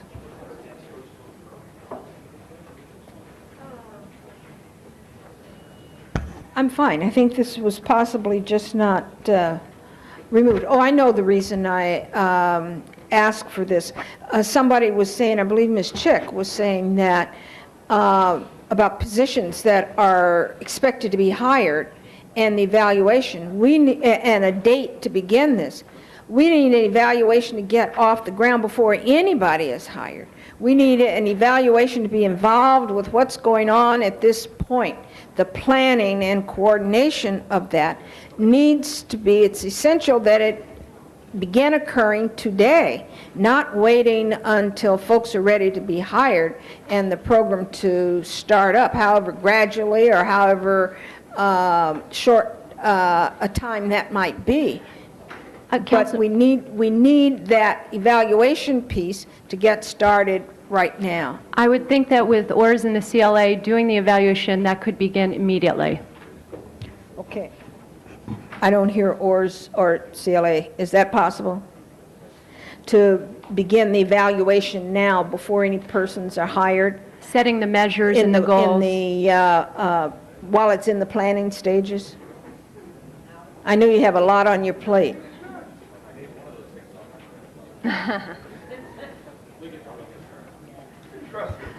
Okay, because I think it's just important, and that was the reason I asked for an outside evaluation.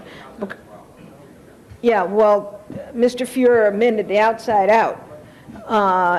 He amended you and the CAO in. I'm not going to call that man an ORS. He's a CAO. And I'm tired. Everybody knows what a CAO is. Nobody knows what an OR is. It's what you steer with.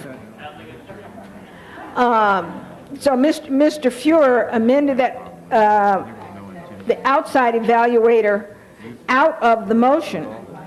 Mr. Fuhrer, you amended that outside evaluator.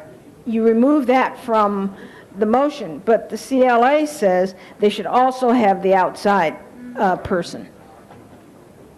Let's have a discussion about that at the table then, because I'd rather spend the money on the kids if we could. Well, I want you to spend, I want the money to be spent on the kids, but I want it to be well spent on the kids. We're back to square one with the gangs program. We've never gotten off the ground with that because it hasn't had the kind of requisite evaluation early on. The same problem exhibited itself before you came on with another program that we had. I remember that program. I know you have a good point. I understand. I just think we should try to say and the most we that's can. the reason it is vitally important that we have these goals, we have an evaluator now. Mr. Deaton, would you like to respond to the question of whether you are indeed recommending that we have an outside evaluator in addition to your offices? Because I think both ORS and I have indicated we will do that, and also... Wait. and You will do which? You will do the evaluation or get an outside person? Both. All right, because And that will... And quite frankly, I think this is what we have done in the past with bridges. At the end of the day, that's what we've been required, what we decided is necessary to do, and I think if it's good enough for bridges, it's good enough for this. Okay. Mr. Padilla. Move the previous question. All right, the previous question has been moved. Actually, Well, then we'll take a vote on it. And those who want to vote no, Mrs. Chick is requesting a no vote. She's up for the fourth time, Mr. Holden for the third, and Mr. Fuhrer for the second. Open the roll on previous question. Close the roll, tabulate the vote. 4 ayes, 9 noes. Nice try, no cigar. Mr. Fuhrer. Actually, Ron, before you leave, I have a question for you and for Mr. Fujioka, if we could. We were so close. But just on this evaluation piece for a second, Ms. Walters and I think, probably agree with each other much more we disagree on this point. Ms. Walters, I think, well stated, it's not just spending the money, but making sure it's spent well. Agreed. I stated I'd rather spend additional scarce dollars on actually delivering services if we could. The purpose of my motion, gentlemen, was to have, at least as a first cut, ORS as our research arm in the CLA to give a shot at evaluating in the short term the efficacy of this program for a variety of reasons, not the least of which is going out to RFP, getting someone up to speed and so forth, is going to get us, I'm afraid, out of the cycle of the budget process, so we're not going to be able to effectively know whether we should be continuing, altering, or redefining what's on the table today for the budget, which will be put to bed by the mayor's office in about 4 months. So with that in mind, first question is, do we really need at the outset to go to an outside auditor? Recall with bridges, we tried to do that, didn't work very well, went back to the controller, didn't work very well, but I'm not sure that we ended up going back outside because we needed to, because structurally it required that. It's because in that instance, things didn't work very well. We should, again, if the name ORS means anything, it should be able to evaluate as a research matter what we're doing, for example. So, first question is, do we really need to add someone outside, especially given the time frames and so forth? And second, if we do, how much money are we talking about and where will it come from? A couple things. One is, that's why I said both. I think that we need, both offices need to do it to meet the timeframes you're talking about. And that I think both offices will step up to do that in the timeframes that you've talked about relative to the budget and getting back as quickly as possible.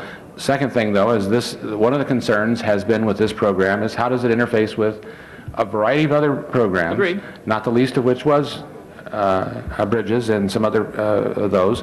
What the motion says is put together a request for proposal, and we will proceed to do what I think you expect us to do. We'll come back with the RFP with some idea of how much it's going to cost. If you and I guess the evaluation will. The evaluation will have to be paid for out of both the block grant and general fund, since that's how it's been funded. I do believe that if you have new systems, new programs, and that's one of the problems Bridges has had, is that and I'll go back to the comment that Councilwoman Goldberg used, you have programs and you do not necessarily follow up and see how they fit in. Right. You don't follow up and find out how they overlap and et cetera. And I think this is an completely agree. appropriate. There's no question about Okay. that. The amount of money we're talking about, you think is likely to be what? I have not talked to anybody. I have no clue. But you're not appropriating the money today. And I suppose we could adopt the motion that suggests you do it and an outside contractor does it, come back with an RFQ or RFP, the money associated with it, and at that time determine whether we really want to go that route in addition or not. I think that we would do what we were going to do anyway, which is the evaluation. Yeah. When I responded to your question, I didn't realize it was an either or. I thought it was supplemental, that we would do that. We would also work on the RFP, come back and present that at a time with an idea of All right, so we'll exactly what reserve our decision-making till the time that comes back. That's all. That's the best tack to take right now. Okay, that being the case, does that mean you withdraw your amendment to Mrs. Walters' motion? Well, actually, the whole thing has been transformed now Yes, well, we're going to try to sort that out. the answer is Shortly, I no, hope. it's an amalgam of the two. All right, actually. okay. Mr. Holden. Sound like Ron Deaton is sandbagging the program. This is not a trick-or-treat program, Mr. Deaton. There's live round ammunition flying throughout the neighborhood, and we got to address the issue. This, what you're talking about, this double talk, is nothing but stalling. You told him that you had the ability to audit this program at the very beginning. You either do or you don't. And the same thing with the ORS guy. You guys need to be replaced. Just keep on telling me you need to be replaced. Because I don't like what I'm hearing here. We need healthy, safe neighborhoods. And we don't need bureaucrats sitting up saying, maybe I can do this and maybe I can't. And that's what you're really saying. Enough of the politics. You can either do it or you can't. Now, if you don't have the ability in your respective positions to audit this and get this program off the ground, say so. But maybe I'll do what they did with the other program. Maybe I'll do what they did with the other program. We're going to do what we're going to do anyway. What kind of double talk is that? Mr. Fuhrer is correct. You either can do it or you can't. He doesn't know what he's voting on now, neither do I. Because you've muddied the water, Mr. Deaton. You really have. And it's not the right thing to do at this time when we're being very serious about rising crime and how we're going to cope with it in this city. Now, you can have a program you're going to get off the ground or you're not going to get it off the ground. All right, you may not, the mayor didn't give you a perfect program, so you've modified it somewhat, but he's giving you a program. Question is, what are you going to do with it? Nothing? And the way you're going, you're going to do nothing if you want to have an evaluation before the program starts. How many more needs to die before that happens? You guys better get your priorities in order. Ms. Goldberg. You know, I think the more we talk, the more we end up where we started, which is that everybody agreed that we needed to have objectives that were measurable. I mean, mayor's office is shaking their head. We've worked on these types of things before. The departments are shaking their heads. The council members are shaking their head. We've all said that while we have frustrations about the way we got to where we are, we're here and we want to see this happen. We've said we want an evaluation. There is some disagreement as to whether it can be done all internally or not. I'm willing to leave that in the capable hands of the CLA and the CAO's office, which we seem to be able to do. I don't understand what all of the anger and hostility is about here. I think we should just vote on this thing and be done with it. Well, the modifying the motions, Mr. Holden, is what we do here lots of times. That's not all that unusual. Well, I don't think flip-flopping. I think they're taking a judicious look at whether or not all of this should be done inside or not. If you don't have a baseline before you start, you cannot compare. I mean, you don't have to be a research scientist to know that. They can do the baseline. Whether or not they feel they have all of the expertise or the person power they might need to do all pieces of the evaluation, we'll let them come back to us and tell us they can or they can't do it. Because we ask both those offices to do a lot of different things, and sometimes they'll have to say, we need to do an outside contract for a part of this. I don't hear anybody getting hysterical about that. So let's get started. Well, we can't because Ms. Chick wants to talk for a fourth time. Ms. Chick. Madam President, I do appreciate your keeping track of how many times I speak, and I says so hope you right do here. that overall on the basis of weeks I and certainly months. do. And Wait, let me take your time off. comparative analysis of all- I of announced all when we're council going on members. round 2 and round 3, and now we're starting on round 4. Thank you. You're welcome.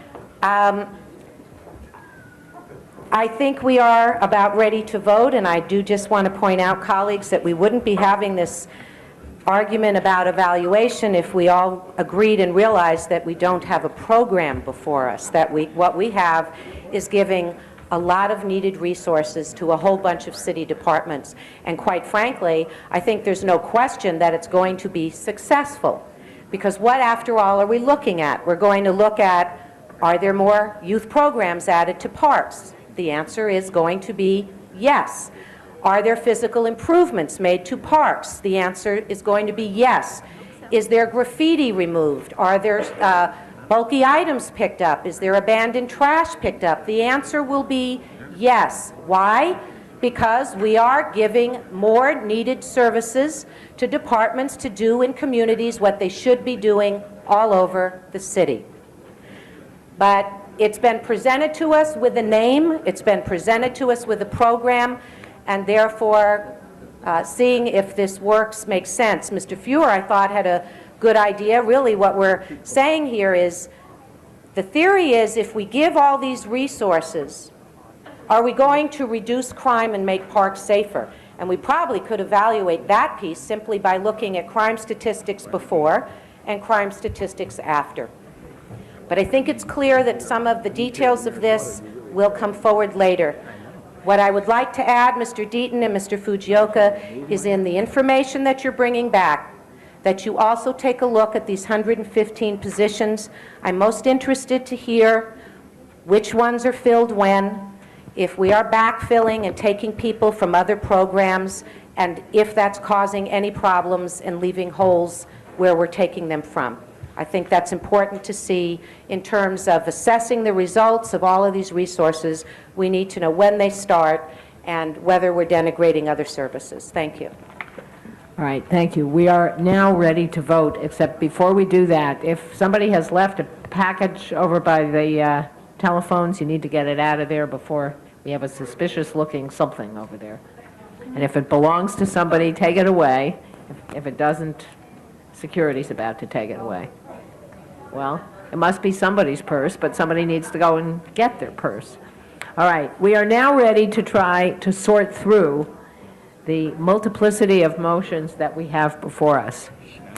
So Conrad and I are going to try this, and we're going to ask for assistance from the rest of you, not in making another speech, but in helping us just clarify the motions in the order we think they belong.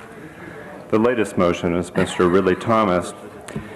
He had a summary motion which basically included Mr. Padilla's motion, Mrs. Walters' motion, as amended by Mr. Fuhr, and took in the concerns of Ms. Goldberg, Mr. Hernandez, and asked that all unresolved problems come back within 30 days to the City Council. Okay, now stop there for a second. Hold on a second, because Mrs. Walters' motion that's going to be incorporated in that motion got modified a little bit along the way. As Ms. Walters explained, the report back would go not to 6 separate committees, but to an ad hoc committee of the chairs of those committees, and the, I've forgotten what the other change was. Right, And that's fine. okay? Now, This amends the personnel report then. that's Yes, correct. yes, yes. And all of this, all of Mr. Ridley Thomas's motion encompassing these other things amends Ms. Goldberg's original motion, which was to adopt the Personnel Committee report. Which in effect adopts all reports because Personnel Committee report says Incorporates concur all in the the rest of them, recommendations, right. yes. Okay, so if we pass this one, we're actually done. So Correct. open the roll on Mr. Ridley Thomas's cosmic motion. Close the roll, tabulate the vote. 13 eyes. That is unanimously approved. Congratulations. Thank you. I'm sorry, what? Madam President, forthwith, please on that. That's the, I'm sorry, what? Forthwith, Forthwith please. on that, please, yes. Okay. Yeah, that was amending the committee report. I told you it would work out. All right, next item. Item number 31, there's a request that that matter be continued by the city attorney until Tuesday, October 31st. Item 31. All right, item 31, is there any objection to continuing that until next Tuesday? Hearing none, it is continued. Item number 14 was called special by Councilmember Pacheco. I believe there's an amending motion been circulated. Okay, Mr. Pacheco, could you push the speaker thing, please? Sure. Thank you.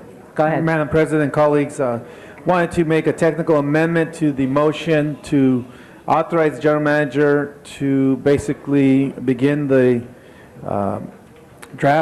to execute the asset control area agreement during committee. We had a draft. We want to use that draft as our final document, and if any changes occur, it'll be through ORS or the CLA or the city attorney through form and content. So just want to move that, make it technically clean.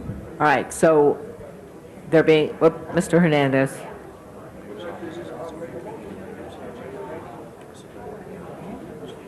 Mr. Hernandez, did you want to speak on this?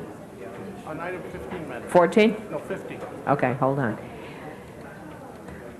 All right, open the roll on item 14 as amended. Close the roll. Tabulate the vote. That is approved 13 eyes. as amended. Forthwith. Forthwith on that too, please. All right, item 15. Who called 15 special? Must have been Mr. Hernandez. Mr. Hernandez. Madam President, members of the council, is there someone here from the fire department on item 15? I think Chief Ware, I just need you up here for a second.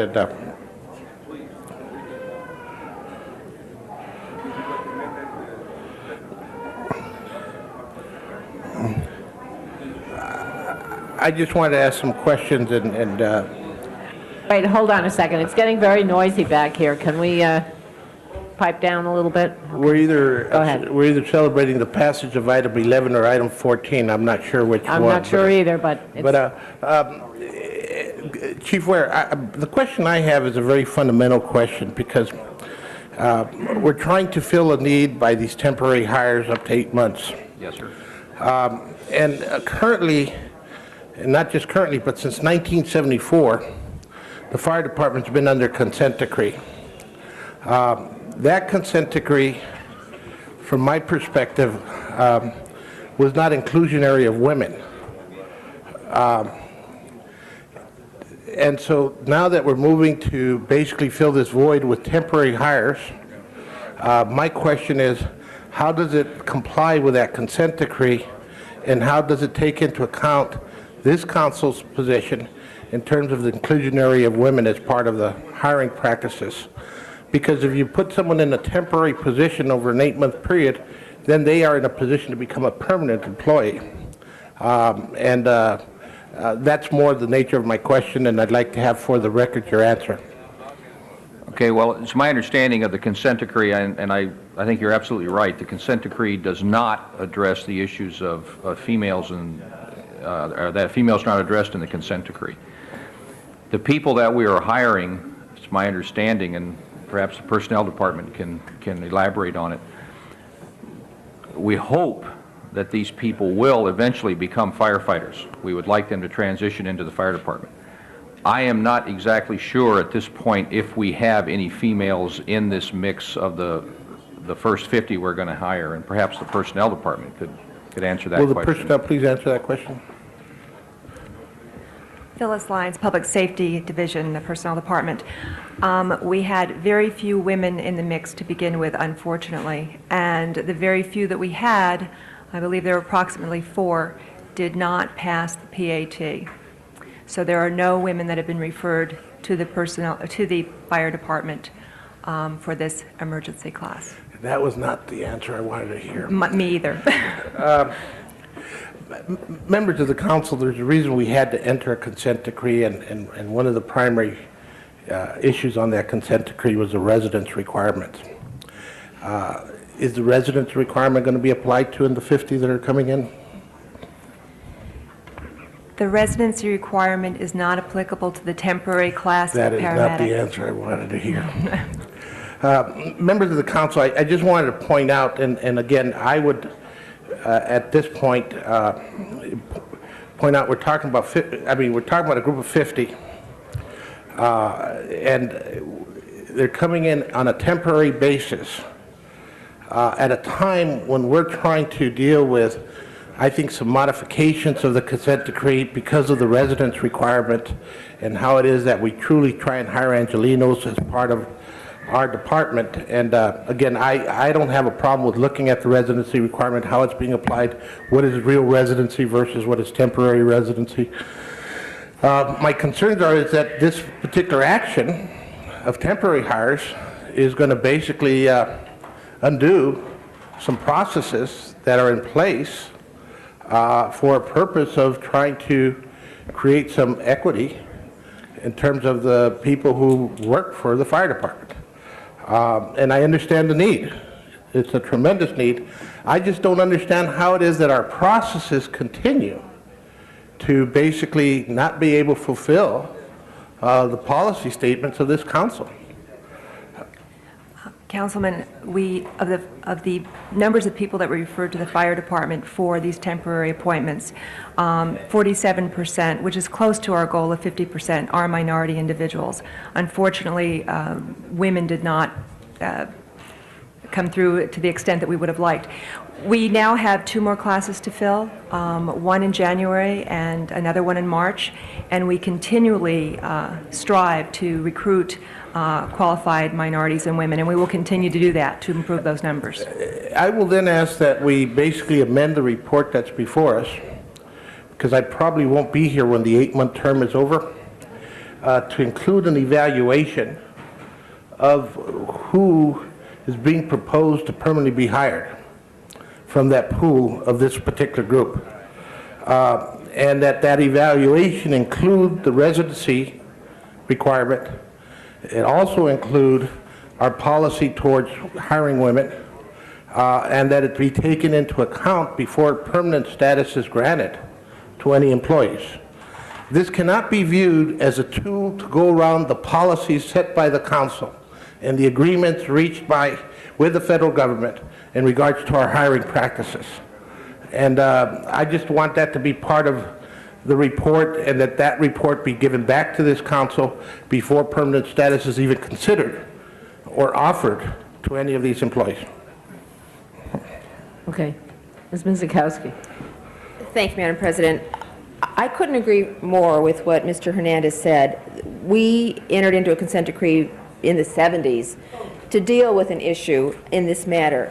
But Mr. Hernandez, one of the things I would like to indicate is that this class that we want to make offers that's going to start next week half of them, 25 of them, are firefighters under the consent decree. So that residents for the permanent positions that will be firefighters trained as paramedics as well will meet that. The temporary is only 25, and granted, it's still 25 that we should have an evaluation on and concern about, but it's also 25 that we need right now, as well as the future classes, to fill a dire need. And the dire need is to give relief. These are vacant positions in some cases. The relief needs to be given to our current classes and our current people who are providing paramedic services, who are today carrying 80% of the load of the fire department calls, which are emergency for medical services rather than fighting fires. The stress level, the burnout, we need to provide that relief temporarily and then work, as you suggested, with all of the evaluation to make sure that we can turn those good people who we will get in as an emergency basis into long-term full firefighter capability and meeting all of the other criteria that the city has in terms of reflecting the citizens of this city. The other issue that I wanted to raise on the residency requirement, which is sometimes not focused on, is the consent decree only required a one-year residency. And what the department has found is that more often than not, just working through that 1 year, verifying it, checking it, when after 1 year anyone can go and move someplace else anyway, it may not have been serving the purpose it should have and I think was intended.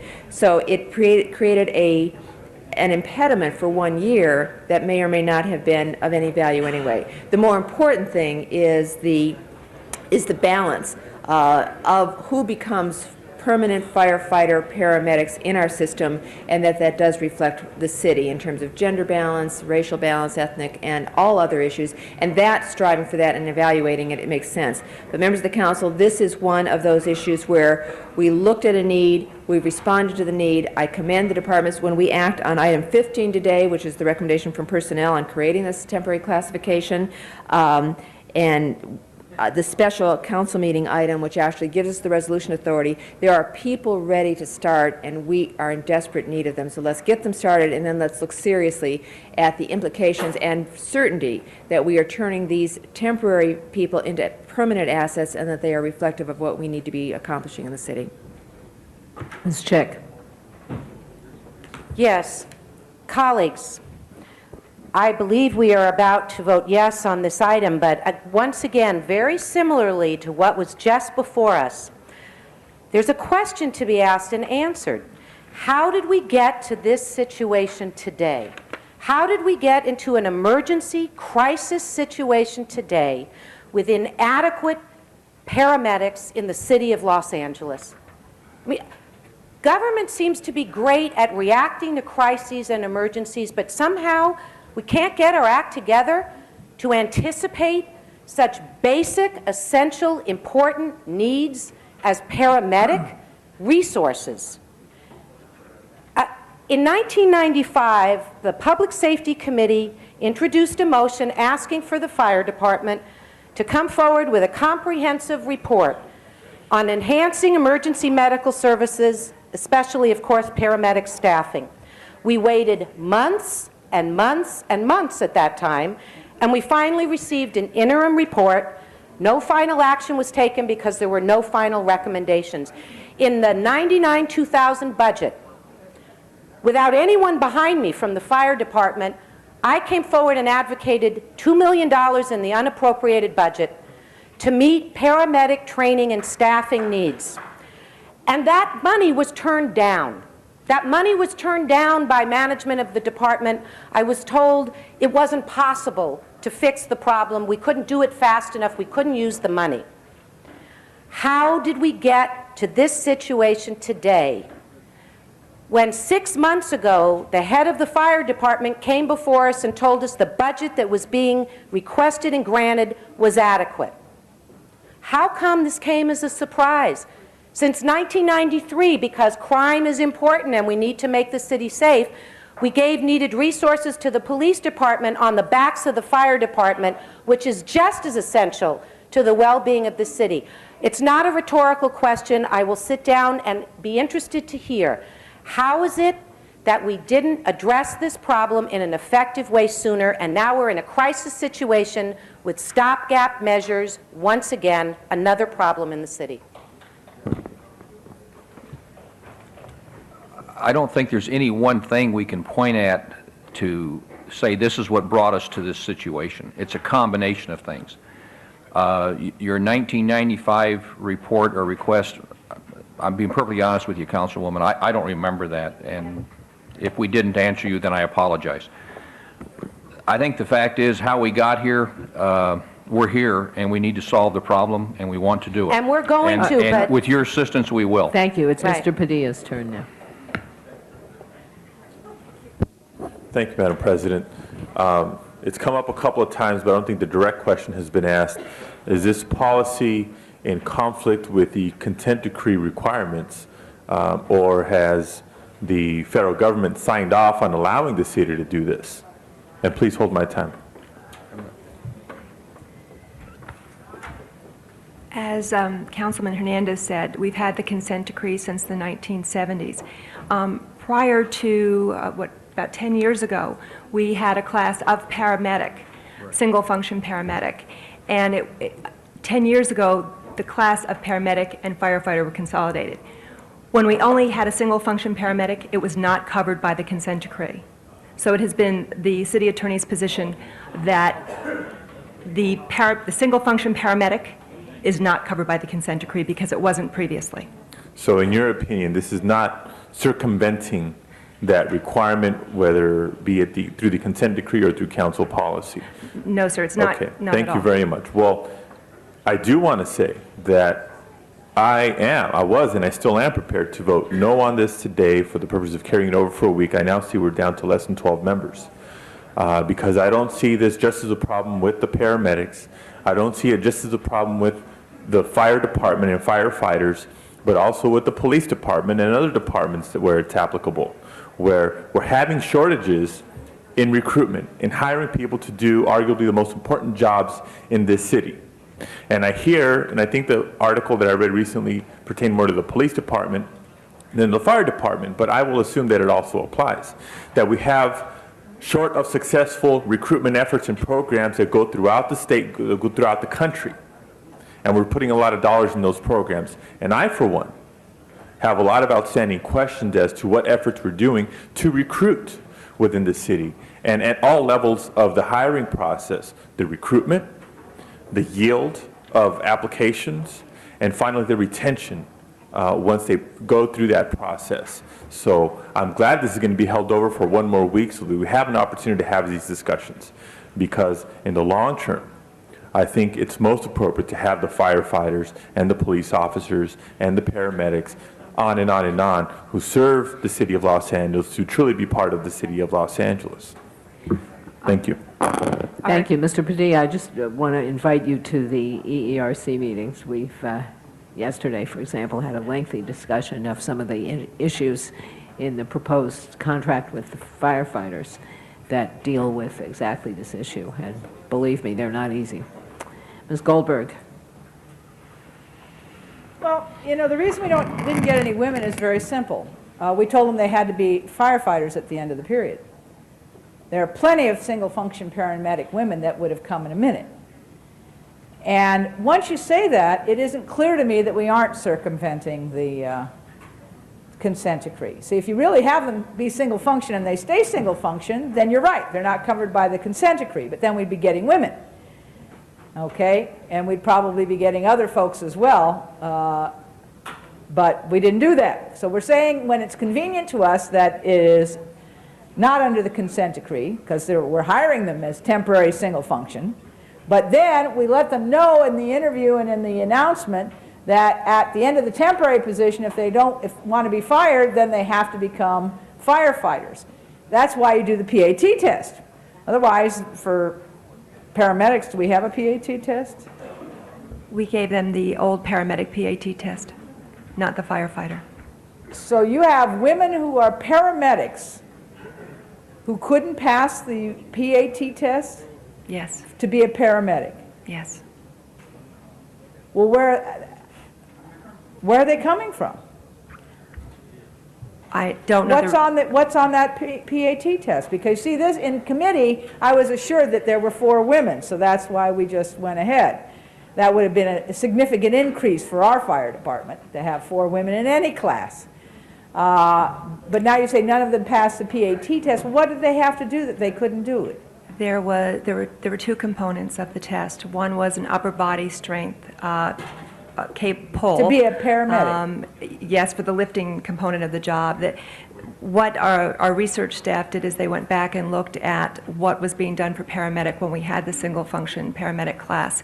And there had been a study done by a consultant for this particular PAT, and we resurrected that particular PAT.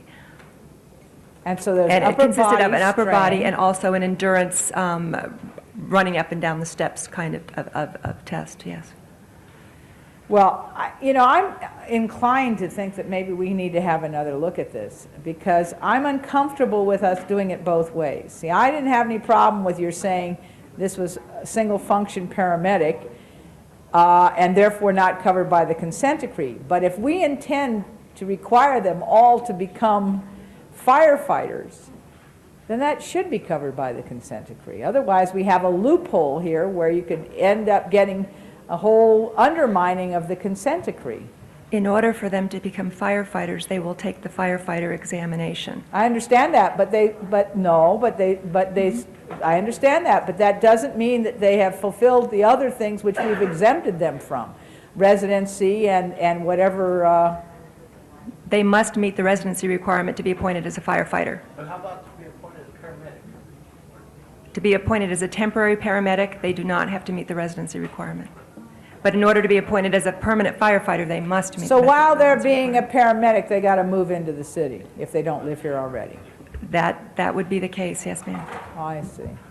Well, I will just say that I think that we really should have done what we really should have done, which is to reintroduce the single function paramedic as a permanent position. Even though it's not the most desirable end result, this other means that we get the worst of both worlds, in my opinion. Mr. Hernandez.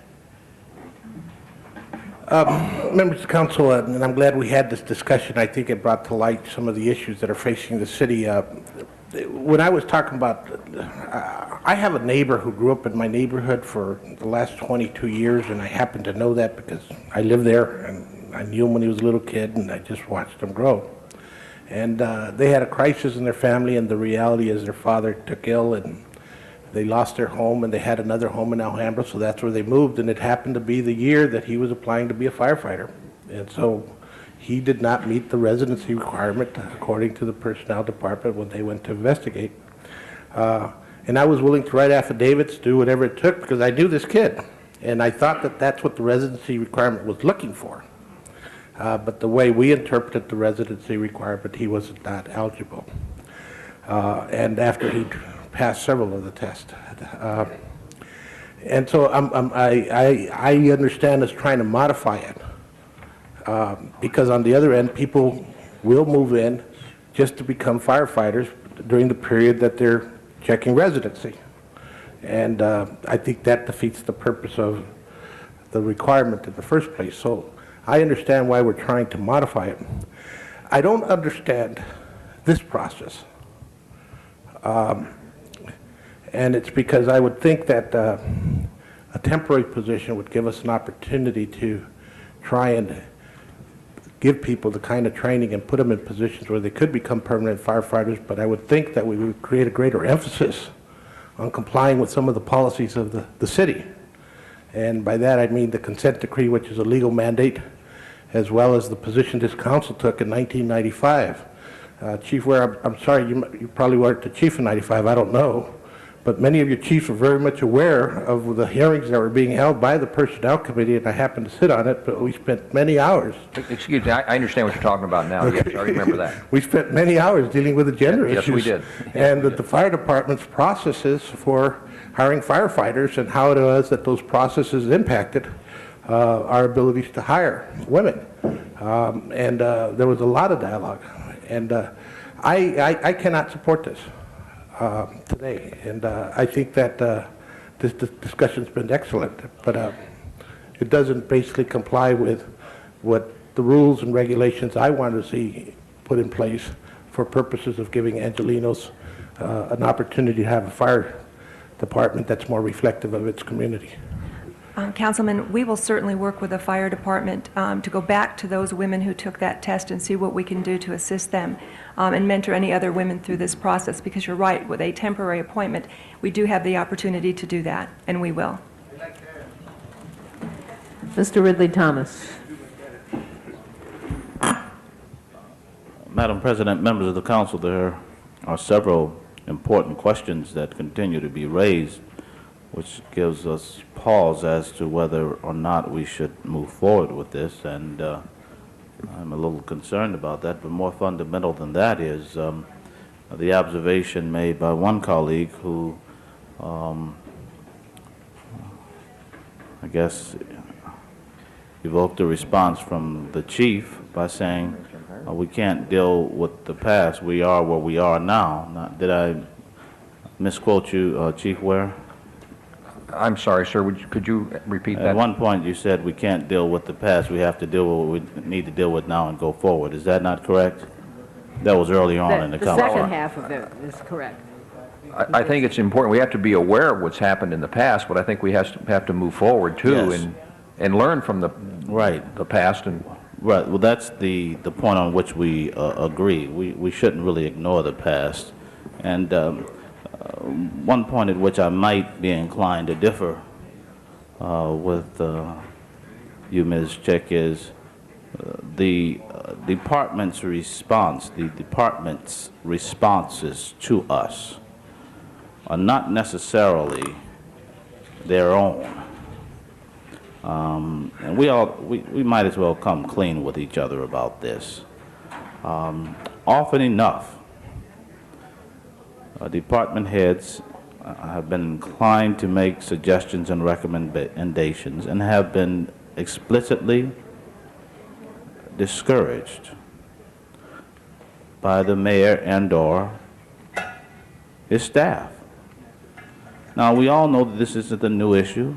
We all know that we could have anticipated and planned, and yet, once again, we are faced with a problem of some consequence at what might be argued to be the 11th hour. And we are conflicted to some extent here. Now, the reason I rise to speak to this is that it is illustrative. And the reason I pointed out your comments, well, the past is the past, we need to deal with what's in front of us now, is some of us are going to have to deal with some of the decisions that have been deferred for at least a couple of more years that we are here. And I fear the things with which we will have to contend because of the decisions that have been made in these seasoned, long-term, veteran city employees who can help project have been just absolutely sidelined or discouraged by this administration to the point of intimidation. Thank you. It's unhealthy, it's dysfunctional, and it won't go away unless we as a body legislatively choose to deal with it. Madam President. Mrs. Walters. Well, my remarks are going to follow along the same line that Mr. Ridley Thomas's did, but a little more bluntly, perhaps. And council members, when we ask rhetorically the question of why departments didn't ask for certain money at budget time, we need to take into account the knowledge that they are being arm wrestled, kicked, beaten down, threatened in the budgetary process before it reaches the council. And that occurs in the mayor's office. And I don't know how we can expect to hang on to good general managers, good staff people, if we're going to tolerate this abuse of our general managers and assistant general managers in these departments. That's where the problem lies, right there. And I know that general managers have said they were threatened with loss of their jobs if they came to budget committee and breathed any notion at all of what they had requested. And that has come from several general managers. And they just shrugged their shoulders and say, well, this is it. So I think that before we berate them for not asking for the money, we need to take into account what has happened, call it what it is, and maybe have a delegation of the council go tell the mayor, it's kind of late for it, but certainly before this last budget cycle, that this is totally unacceptable. Mr. Fuhr. Thank you, Madam President. I would like, if I could, colleagues, to take this conversation in a different direction. We have a crisis. We have an emergency. And I'll tell you, I think that whatever merit is to the number of points that are made today that lead to putting this off, that's precisely the opposite of what our residents deserve right now. We don't have enough paramedics. We don't have enough paramedics today, tonight, tomorrow. There have already been reports about people having to contend with the consequences, people in emergencies, medical emergencies, contending with the consequences of not having enough paramedics. And let's not forget the paramedics who we have who are on the job right now, exhausted, overworked. We're not doing them any favors by postponing today either. For the sake of the people we're elected to serve, who may well have a serious medical emergency this afternoon, tonight, tomorrow, we have to move forward. Chief, when were you going to extend offers for new temporary paramedics, if the council were to authorize it? The reason I took time getting down here is we're in the process of selecting those today. The letters will go out today. The orientation will be next week. They'll be working November 13th is when they start our drill tower. Couldn't have happened fast enough. There are, I want to say, Ms. Goldberg in committee raised, I think, a very astute point. And that is that Michael, having... let me interrupt you for 1 second, not on your time. Yes. No matter how much we may wish to join you in Yeah. adopting this today, there are only 11 of us present. We could vote today. It gets, if there aren't, it's not unanimity, it gets put over, but the That's sense correct. of the majority of the council would be conveyed, and I think convey All a right. sense of comfort to the chief. And those, Okay. Yeah. I just wanted to... I'm glad you did, Madam Okay, President. go And ahead. just with the balance of my time, what Ms. Goldberg said that I want to allude to in a very positive way now is, and Jack, if I didn't say this right, correct me if I'm wrong, the essential point was having a class of single-function paramedics established provides the flexibility to actually use it as we wish, but not the necessity of using it if we choose not to. If there is a benefit in a motion at this juncture to move to create that class so that we have the flexibility, I will make that motion. And it's, I recognize, distinct from the action that's before us for the emergency hiring, but they're not unrelated because, as has been pointed out, we haven't decided yet whether all these people will have to become firefighters or they want to go to single function. So let's get the flexibility, as was recommended in committee by Ms. Goldberg. Let's get that on the table now. And for goodness sakes, let's hire these people.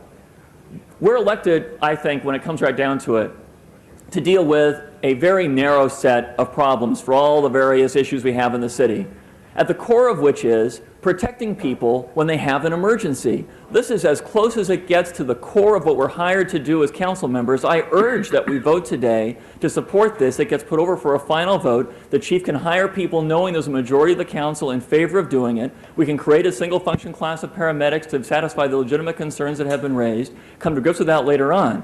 If we don't take those actions today, boy, do we miss the boat, I'll tell you, friends. No, hold on. There's a lot of people ahead of you. Push the button. Let me break protocol, Madam President, What? please. Yeah, but I'm the one who's going to suffer for it when the rest of them get mad.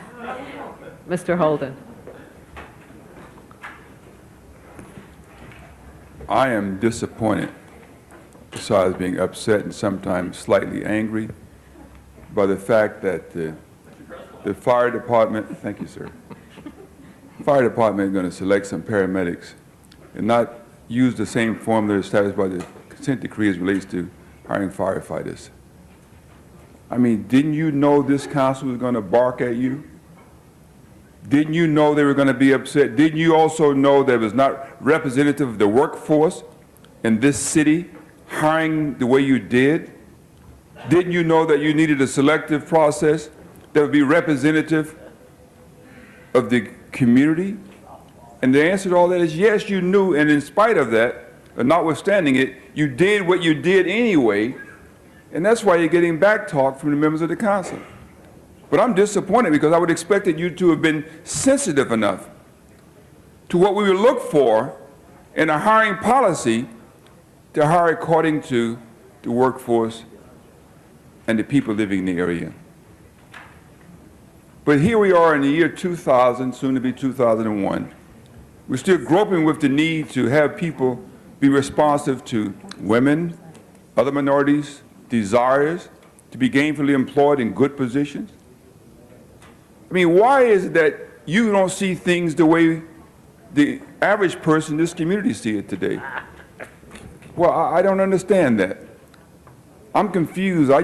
If anybody had told me that this is what you would be presenting to the council today, knowing what you've been through from time to time here, I would have not believed it. And then Mr. Fuhrer saying, there's the urgency. Well, the Daily News said that. I mean, when they say it, you got to know it is. But the fact of the matter is that, but you've been non-responsive. It was not in the budget because the article had not been written at that time. But the message was delivered in 1992 when you were told, you were not the chief, the fiery guy, what's your title? Chief at the time. But the fact of the matter is you were in the department. And you were told, at least by this one person who voted no, the only one who did, that to abolish the paramedic program would be the wrong thing to do. Even Mr. Wax voted to abolish the paramedic program. And that was wrong then, and it's wrong now, and now you're suffering the consequences. I would say that this council can at any time it chooses to do so, according to this report, and what is in fact true, change the ordinance to reestablish a paramedic program. Why don't you do that rather than just dealing with hiring outside or hiring that's not in compliance with the consent decree? Put the ordinance in, tell them how you want it done, and then you don't have to criticize them when they come in and it's not done. And I'm 7 seconds over. Thank you, Madam President. You're still the only council member who knows how to spot that on the screen. You've been very generous. Yes, thank you. Ms. Chair, if I could address Yes. some of those, there's some issues here that are being discussed that have absolutely no bearing in this decision today. The first one being the consent decree. 1995 is when I took over as the fire chief. We were not hiring at that time, and I'll address that issue. As far as the consent decree, the department has exceeded the consent decree goals in hiring minorities. This current class that went into the drill tower this past week has 31 of the 50 I hired that are minorities. We have far exceeded the consent decree from the beginning in 1974 until now, so the consent decree is not an issue. The consent decree in applying to these new employees, even though the consent decree doesn't apply, the first class that we're looking at now, we will have 45% minority, but if they come on as permanent employees, we will have to adhere to the consent decree. Can I do that? Have I done that in the past? Yes. I'll bring you the perfect case. We hired, Councilwoman Goldberg was involved in hiring the Long Beach federal firefighters because they were going to lose their jobs. They were disproportionately had more Caucasians than minorities.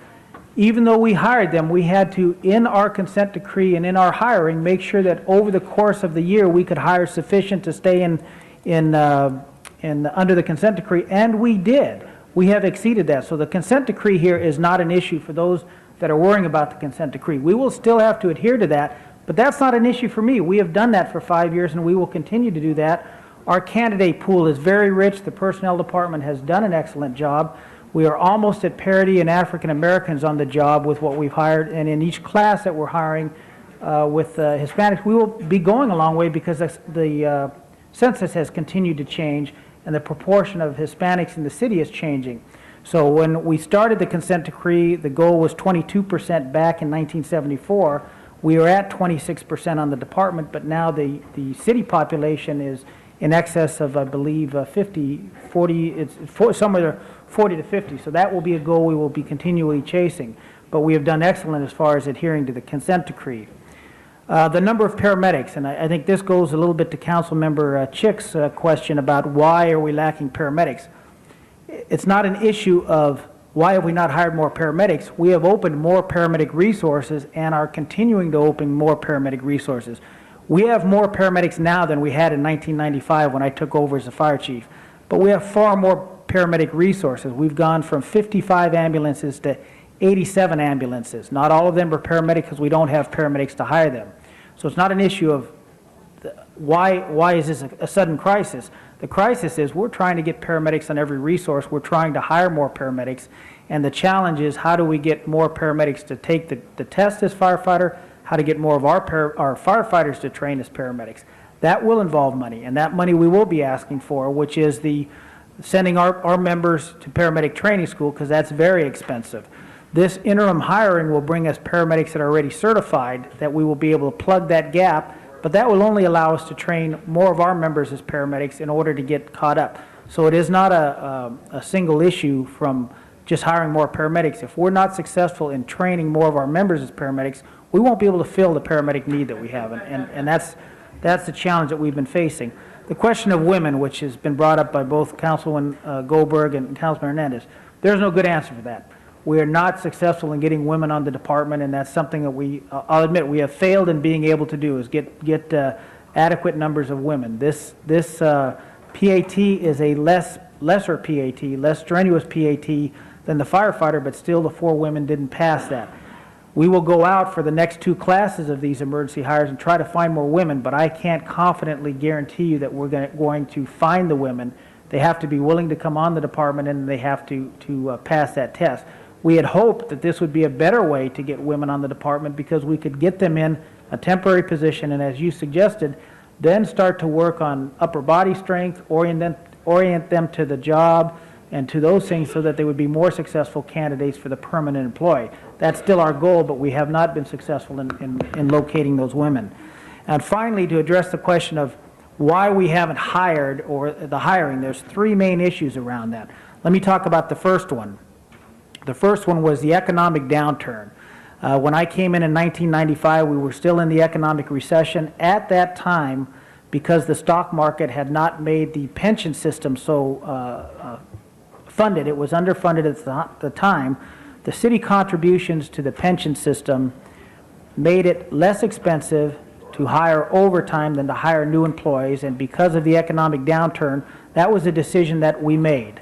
Was it right or wrong? Well, looking in retrospect, I have a different feeling about that. Now that has changed because of the economic downturn, the upturn, and the stock market, and now the pension system is funded fully. It is now the contributions from the city to the pension system on new hires is very low, and now it's cheaper to do a new hire than it is to do overtime. At the same time, we had what you referred to, Councilwoman, 1995. You recall we were in Personnel Committee. We suspended our hiring because there was a lot of criticism around the treatment of women, the treatment of minorities, the hiring system, and that was a 2.5-year process. We hired an outside consultant before we started hiring again. So for that 2.5 years, we didn't hire anybody at all, but our attrition was still ongoing. Now, every 10 weeks, we're putting 50 new firefighter candidates into the drill tower, and our success rate has been in the 90 percentile. We're losing less than 10% out of those classes, which is half as what it's been traditionally. Traditionally, we have lost 20%. So our hiring is on an excellent pace now, and we're getting excellent candidates, and I think you've all seen that, and that's feedback that's not just from me, but out in the field. The third issue to that, back in 1992, when Mayor Reardon was elected, and many of you came back in term, the issue was police protection, and the mandate was to hire more police officers. That was not something that was a surprise to anybody. It wasn't anything that everybody didn't have to deal with, or that everybody supported. That was not a single issue. Everybody was supporting that, and we, as the rest of the other city departments, recognized that, and that was the mandate during that time. I know that has changed, but when we talk about the issues around not hiring, it was not one single issue. It was a combination of things on why we're 200 vacancies short today. With the hire of these 50 emergency appointments, with the 50 that continue to go into tower each 10 weeks, in 5 months we hope to be back even in staffing, and then we'll see for the first time if the paramedic incentives, which I believe are there to get our members to cross-train, are valid or not. And I believe that then we'll have a true understanding of whether we need to do more other than just have a natural let the market tendencies get those firefighters training as paramedics. Okay, thank you. I'm going to call Mr. Wax for the first time, and then I have 7 people so far who wish to speak for the second time. Mr. Yeah, Wax. I'd like to make a few comments on, well, this issue, but also some of the observations of what's happened today. First of all, Chief, I really appreciate your information. It's certainly a very different picture than Mr. Holden's dribble that somehow we eliminated the paramedic system. That said, I wish sometimes that you had been as candid, Chief Matri, and as outspoken in the past as you've been now. I agree that the pressure was put on you but I think that I want the department heads to be able to withstand that pressure and be outspoken. And I think that this is something that I really believe you should have stepped forward on earlier, despite with the pressure that may have existed.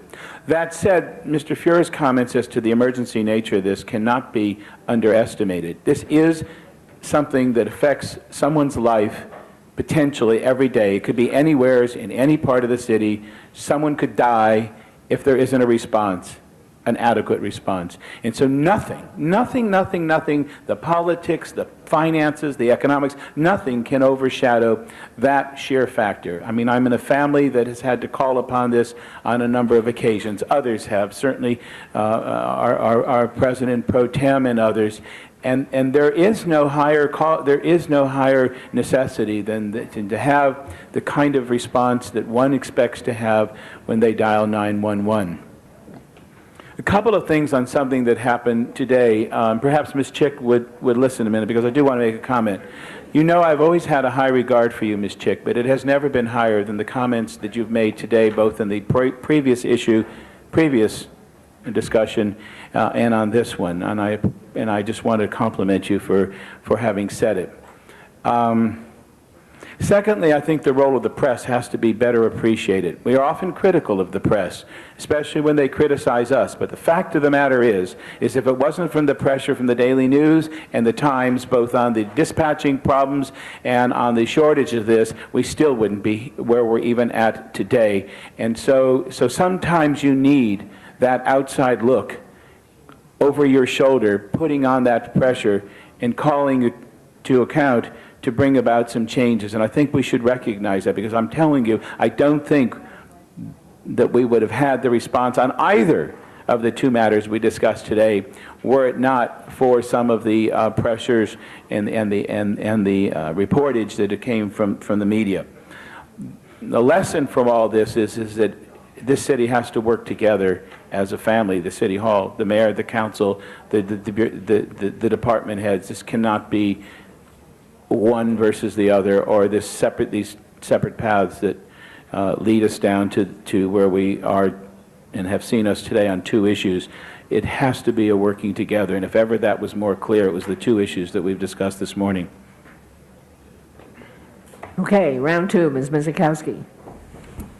I can't underscore enough what a problem we have out there today. Members of the council, Commissioner David Fleming created an emergency medical service subcommittee, and he asked me, as a member of the council, to be a liaison to it. He asked Ken Bazell, member of UFLAC, to be a part of it. He asked the department's medical people to be a part of it, and we have sat now and had 2 public meetings, over 6 hours of testimony. The majority of that testimony has come from our existing paramedics, and they have come and said, please give us relief. And as the chief has said, what we are having is firefighter paramedics in the city decertifying as paramedics so they can be relieved from the burden that we are now putting on them to go out on those calls that are 80% of the calls that come every day to every fire station 24 hours a day. There are a lot of issues that we need to solve, a lot of issues that have been brought up today, not only within the fire department and paramedic and the issue of balance, but in the issue of management, in the issue of budget. And those issues are appropriate. But let's not let the focus on those detract us from doing what we need to do today. We have 2 items that are critically needed emergency actions to get started. They are just that. They are emergency. They are not meant to be cure-all. They are meant to be, and this committee that is meeting with all of these people, including UFLAC and the Command Association and the Chief and the Mayor's Office and the Commission and the Council members, is to look at the permanent solution, to look at is exactly what Ms. Goldberg said. The view was, and a very good view, was let's bring in the single-function paramedics again as a way to get women back on the force, get them involved, get them trained. And there are women who want to be paramedics, and it may be that single-function paramedic is someplace we want to go permanently. We don't know that yet. We need to have a fair evaluation of that. We need to have an analysis and do that in the next 6 months, prior to the next budget, as part of next budget, with all the appropriate agencies that need to be a part of it. But members of council, we are not only, by not doing this, putting more burden on the back of our public that demands and needs emergency services, but we're putting it on the backs of those folks who are providing the services right now, the ones who are stressed out with the mandatory overtime just to cover those calls that come in because there isn't relief. We need the relief. I commend the Personnel Committee for looking at this and said, let's create this class, let's go and hire it. I commend the departments, both Fire Department and Personnel, to get recruits out there. And Mr. Padilla, there's not a problem on recruitment. They have people coming through the doors in the hundreds and the thousands saying we want to be firefighters and or paramedics. So this is not a department that has a problem with recruitment. It's had a problem in being able to respond to it in a way, and the best way, the most effective way right now in this emergency is not to say we're going to shift and do only one thing. We're doing both things. We are filling classes of firefighters for firefighter paramedic and a temporary class of paramedics only with that capability. We can't lose sight of all the important things we need to keep in place and maintain, but we also have to move forward. I don't believe we're going to have a unanimous vote today, even though we now have 12 members. So the ordinance that we are discussing today, item 15, may not be able to be acted on, and if that's the case, I would ask that we withhold on it 1 week. But I would ask that we affirm item 1 on the special council meeting, which actually creates resolution authority so that we can move in place by next week if we don't have this action fully today. Members of the council, there are a lot of valid issues and a lot of important things that will have to be on our agenda to discuss in the long term and answer some of those questions. But in the short term, we can't hesitate and we can't stop to wait for the long-term answers. Thank you. Ms. Chick.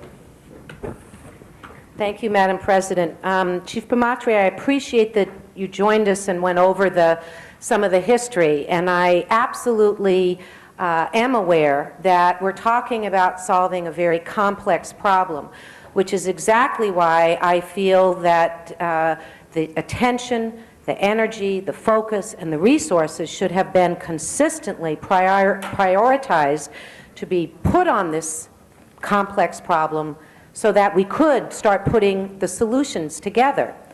I don't know if everyone here remembers, as I do, just 6-7 months ago as we voted on this year's budget, I believe I was the only no vote on the one-on-one paramedic staffing recommendation because I didn't feel that it was a real solution or the right solution. And what's interesting is the one-on-one has gone for at least the time being. It's disappeared. And now we have a new solution being forwarded. I just want a real and permanent solution put in place. Of course, we know that everyone agreed we needed more police. But we didn't need to get more police at the expense of another essential public safety department. And we didn't hear the voices coming forward saying, of course we need more police, but don't forget we've got a gaping hole over here in problems, for instance, with paramedics. I don't believe that the council's efforts in conjunction with the department to address some of the past problems about minorities and women was a mandate to not hire for 2.5 years. I just checked with the chair of personnel, and she doesn't remember ever stopping hiring. So again, I'm very interested in moving forward expediently with pieces of the solution, but I stand firm in my opinion that it never should have gone on this long, it never should have gotten this bad, that some of the things that we're doing today could have been suggested earlier, that some of the hiring could have happened sooner. And to my colleagues who pointed out appropriately about the pressure general managers are under, I would say the following. I remember advice my father gave me a long time ago about bullies. And the best way to deal with bullies was to look them in the eye and stand up to them, and suddenly that bully would turn into a coward. What we need in general managers is not only expertise, but we need people of courage and such strong principles and values that when they're being told to do something that's wrong, they'll say no, and they'll fight for what they believe is right, and they'll come to others who will stand in front of them or at their side and fight that good fight as well. Mr. Pacheco. I don't know how all this got so complicated, but I do want to say a few things. One is we have a crisis, and we have a Band-Aid solution to that crisis. We all recognize that, but we have to do something to deal with the crisis. On all those other issues regarding the consent decree and the residency requirement, I'm just going to say what I said in committee is that I'm not so convinced that the residency requirement has furthered our goals when 33% of the African American qualified candidates are being kicked out because of the residency requirement, and 20% of the Latino candidates are being kicked out because of the residency requirement. These are qualified individuals who can perform the function of a firefighter. And I think the key in this whole ordinance is the word temporary. I think temporary puts people on notice that it's just that. That's not a full-time, permanent job. I entered the district attorney's office as a temporary DA because of the third strikes law and the fact that more cases were coming through. And I don't think it's a disservice to anyone to tell them up front. I think the best thing you can do to an individual is be honest with them up front that you're solving the crises and that the overall picture is much more complex. The consent decree is 26 years old. It's as old as my colleague, Mr. Padilla here. And the residency requirement has had some effects, which I think, as I articulated earlier, to undermine our goals. And I would like a fresh look at that whole issue. One of the things I shared in committee was that as we went through the Rampart crises, and as the civil rights lawyers came to my office and basically very vocally challenged me to get out in front of that issue, I could tell you that most of them did not live in the city of Los Angeles. But that didn't mean they didn't care about what was going on in the community. A lot of them still had families and parents who lived in our communities, and they cared about the progress of the city of Los Angeles. So I don't necessarily equate the residency requirement as meaning you're going to care more, and I don't necessarily mean that if you live outside the city of Los Angeles, you're going to care less. The important thing is I think we have a crisis. I support the ordinance. I think we should pass it today, and recognizing that the issue is much more complex, and we should re-examine all of the approaches that we're using to bring in diversity in our firefighters and in our police department. But so I'm going to support the motion today and ask that you vote in support of it. Thank you. Mr. Padilla. Thank you, Madam President. And I want to make one quick clarification, first of all, and that is that my questions and my concerns, yes, are sensitive to the minority hiring goals and activities that are taking place within the department. But let's not lose sight of the fact that it's not just about minority hiring, it's also about the residency requirement. And so my concerns and questions have to do with both. We've talked about a number of concerns and considerations from consent decree, from the overall policy question that at some point soon is going to be before this council, whether or not to create a paramedic-only position, as opposed to the paramedic and firefighter position that's historically been the case in the city and in this department. But one question that hasn't been asked is one of fiscal concern or consideration, and that is, what sense does it make to hire 50, 100, and 150 people, possibly, that we know a significant percentage of them are not going to be able to be permanent employees of the department?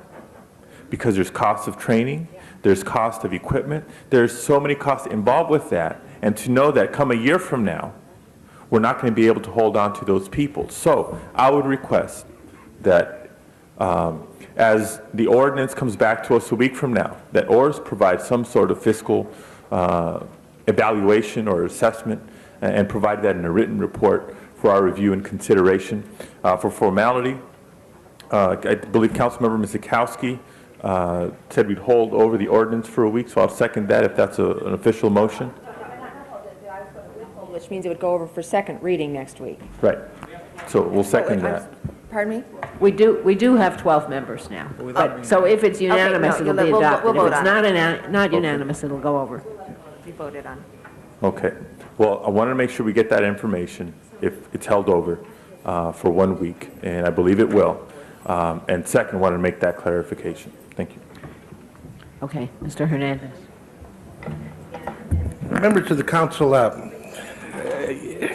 find this discussion not enlightening, but it kind of reminds me of the way things were. And maybe it's because the reason I had an opportunity to run for city council was because of a court settlement, or else there wasn't a district that I could have ran.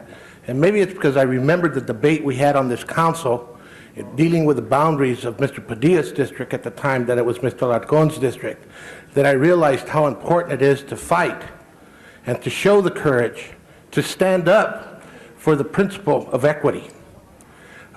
Maybe it's because when I was trying to get into college, I was one of 13 who had a Spanish surname at a college that basically today can claim to have over 300 Spanish surname employees, but at that time, I mean students, but at that time I was one of 13, that I remember the importance of standing up for these kinds of issues. But maybe it's because my neighborhood, it tends to be a minority neighborhood with young people who want to work for the city of Los Angeles, a neighborhood that has both young men and young women trying to get jobs with the city of Los Angeles. And I know that the first spokesperson for the fire department in terms of Spanish speaking was a firefighter named Ralph Rodriguez, who happened to be my neighbor. And he chooses to continue to try and bring firefighters from the neighborhoods into the department, doing programs like scouting programs and so forth, and special programs where he's trying to mentor young people into the department. I wanted to kind of put that there because I do think some of us have to have the courage to stand up and deal with those issues. And today, I understand, just like everybody else, the need to have emergency paramedics. But we've created a temporary classification. And you need to understand that I'm going to vote no today because I expect it to come back next week.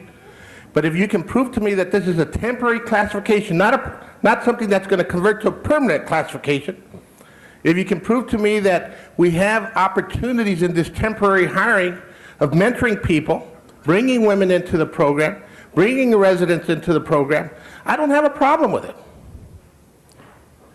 But if you're telling me we got to take a step back in regards to our goals and our principles in order to deal with this emergency, I have a problem with it. And that's why I'm going to vote no today, because it'll give you a week to come back and explain to me how we can take this temporary status and make it work for the city of Los Angeles. When I started asking the questions, I did not understand that we were going around the residency requirement, because we could do that in this temporary class. And I did not understand that we created a role where we were trying to mentor people into a temporary position that could become a permanent position. Well, if we're doing those things, why aren't we doing them according to the principles that we've set? Why are we willing to step back and go back to some old ways that didn't work for us and won't work for us? I agree with the chief. A lot of progress has been made. I saw that at Fire Station 11 just the other day. There was a woman firefighter, there were minority firefighters, and during an hour we tried to have lunch, they had to go out 3 times. They did not get to eat lunch the way I got to eat my lunch. I thought I was going to have to wash dishes. They were all gone.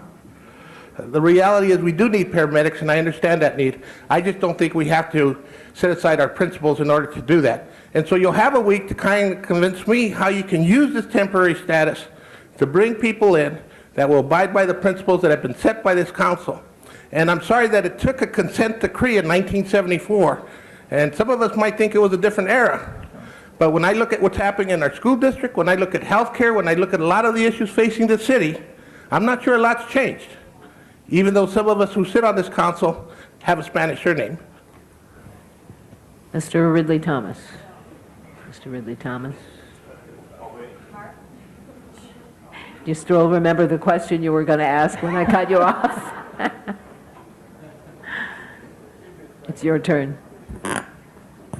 Must be time for the previous question, Madam. Well, we'll find out. It isn't? There's No, four it isn't. I withdraw, and I would have you know that Mr. Padilla obviously pushed my button. Okay. In that case. No, wait, stop right there. Mr. Fewer. Actually, I'm glad the question wasn't called, not for another speech, but rather I wanted to get the chief or any of his staff to respond to Mr. Hernandez's questions here, if it's possible, because I think it is so important for us to do this today and not postpone it. The chief wants to hire. It would be preferable if we could hire today, send out letters with an action of the council that was firm rather than being put over. Mike's asked some important questions. If we could set the record straight and get unanimity today, I think we'd be doing a real service to the city. So I don't know, Chief, Millage, if any of you all have some comments to make that would address the issues that Mr. Hernandez has raised.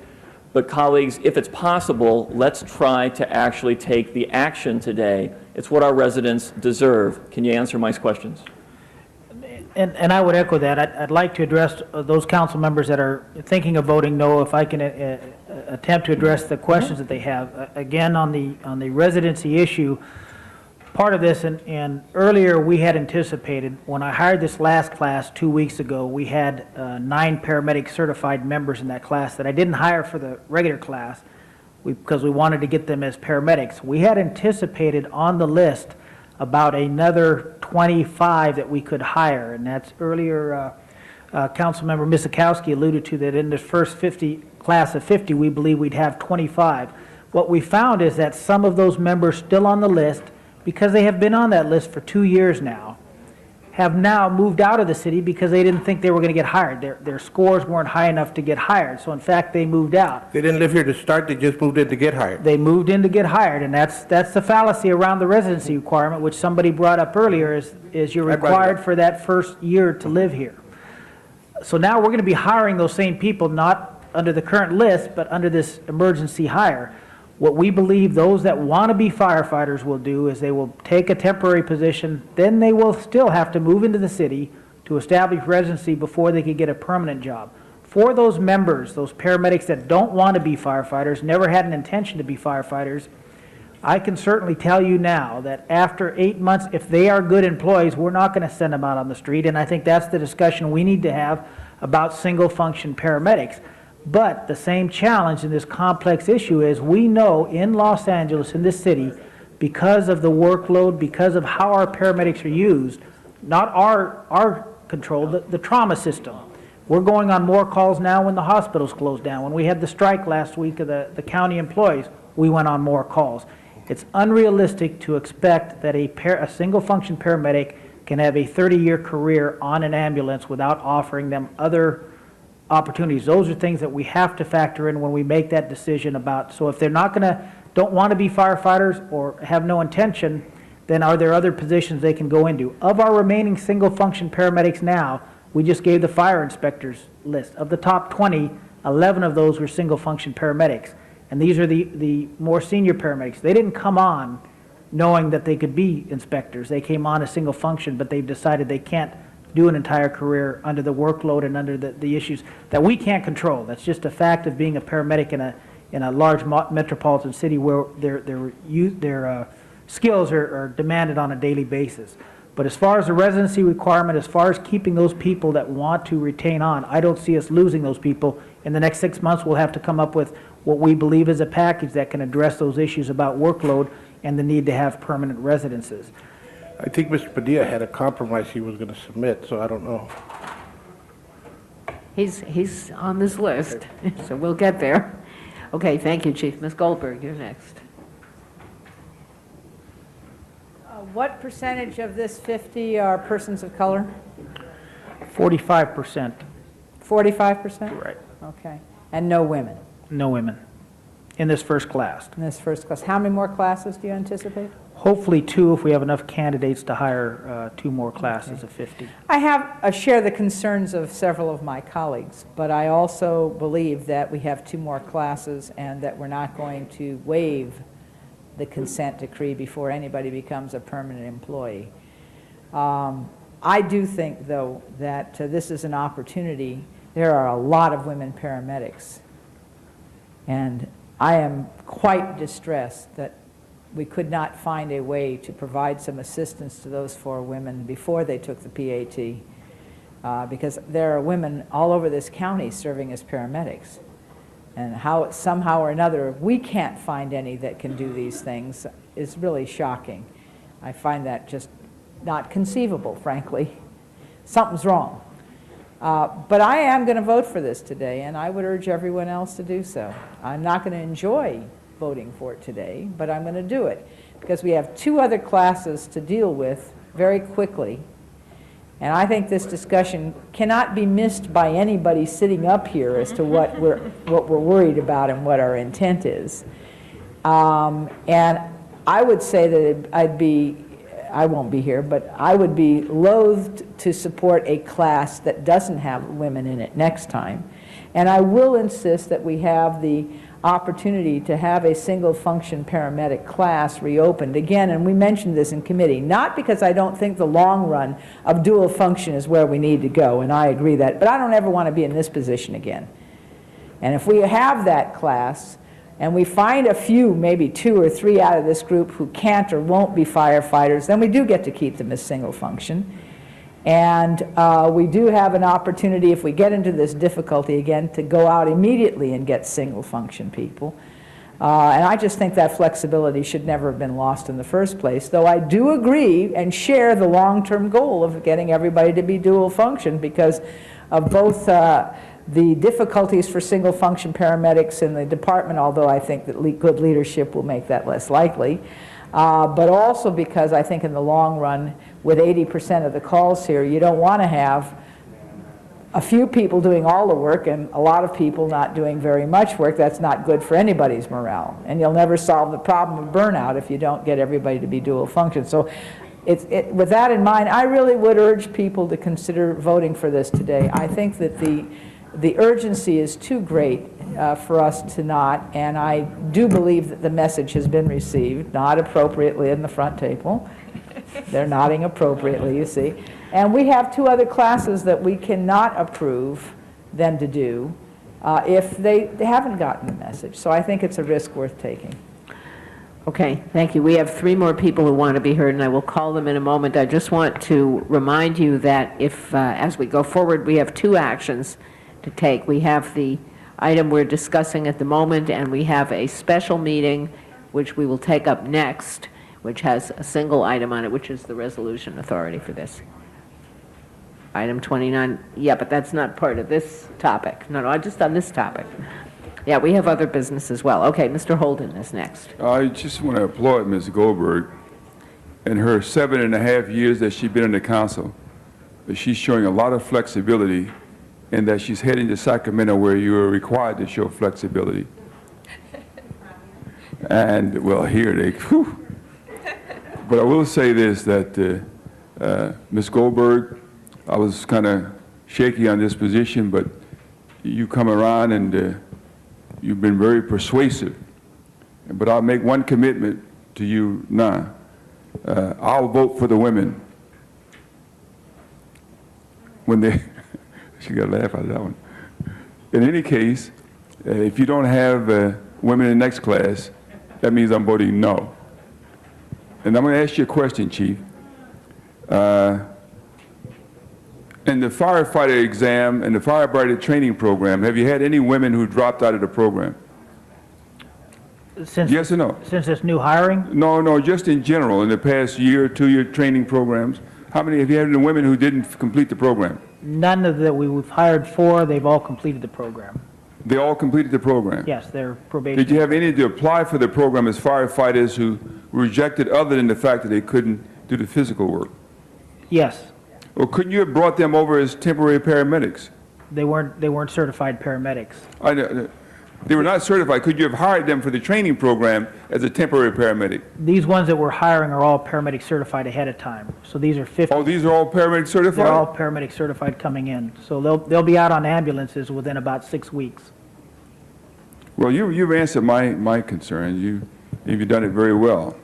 I just want to repeat, though, that in 1992, you were in the department, is that correct? Yes. Were you aware that we had a single-function program called paramedics at that time? Yes. And did you know that the council voted to abolish it? Is that correct? Yes. Same council, right? Different members, some of them. But all those who were here then and that are here now, except for one, voted to abolish the program. You can nod yes, affirmative. Yeah. Okay, that's all right. The fact of the matter is that, and now we're spending all this time talking about the need for a paramedic program and have some crash training program. I think that, personally, that you should reestablish the paramedic program as it was prior to 1992, where you have enough of them. If they want to graduate out to inspectors or whatever, fine, give them some option. But you're not going to get firefighters who are going to be trained paramedics to volunteer to do paramedic duty. You're just not going to do it. It's too tough. It requires too many hours at work. And I said it then, 1992, and I'm saying it now. It's just not going to happen. It will not be a revolving door. Therefore, we should, all it takes is a motion. Where's the CAO here? Mr. Holden, your time's up. Well, then we all consider putting a motion to make it a single function. Okay, but, yes. Hold on. Mrs. Walters is next. Then Mr. Padilla, and then maybe we're going to vote. The last time I spoke, I did not speak to the issue of hiring outside the city. The consent decree was brought at a time when the department was noticeably void of any of the racial diversity that it should reflect, and that now it reflects to a better degree, but not, as you yourself indicated, where it should be.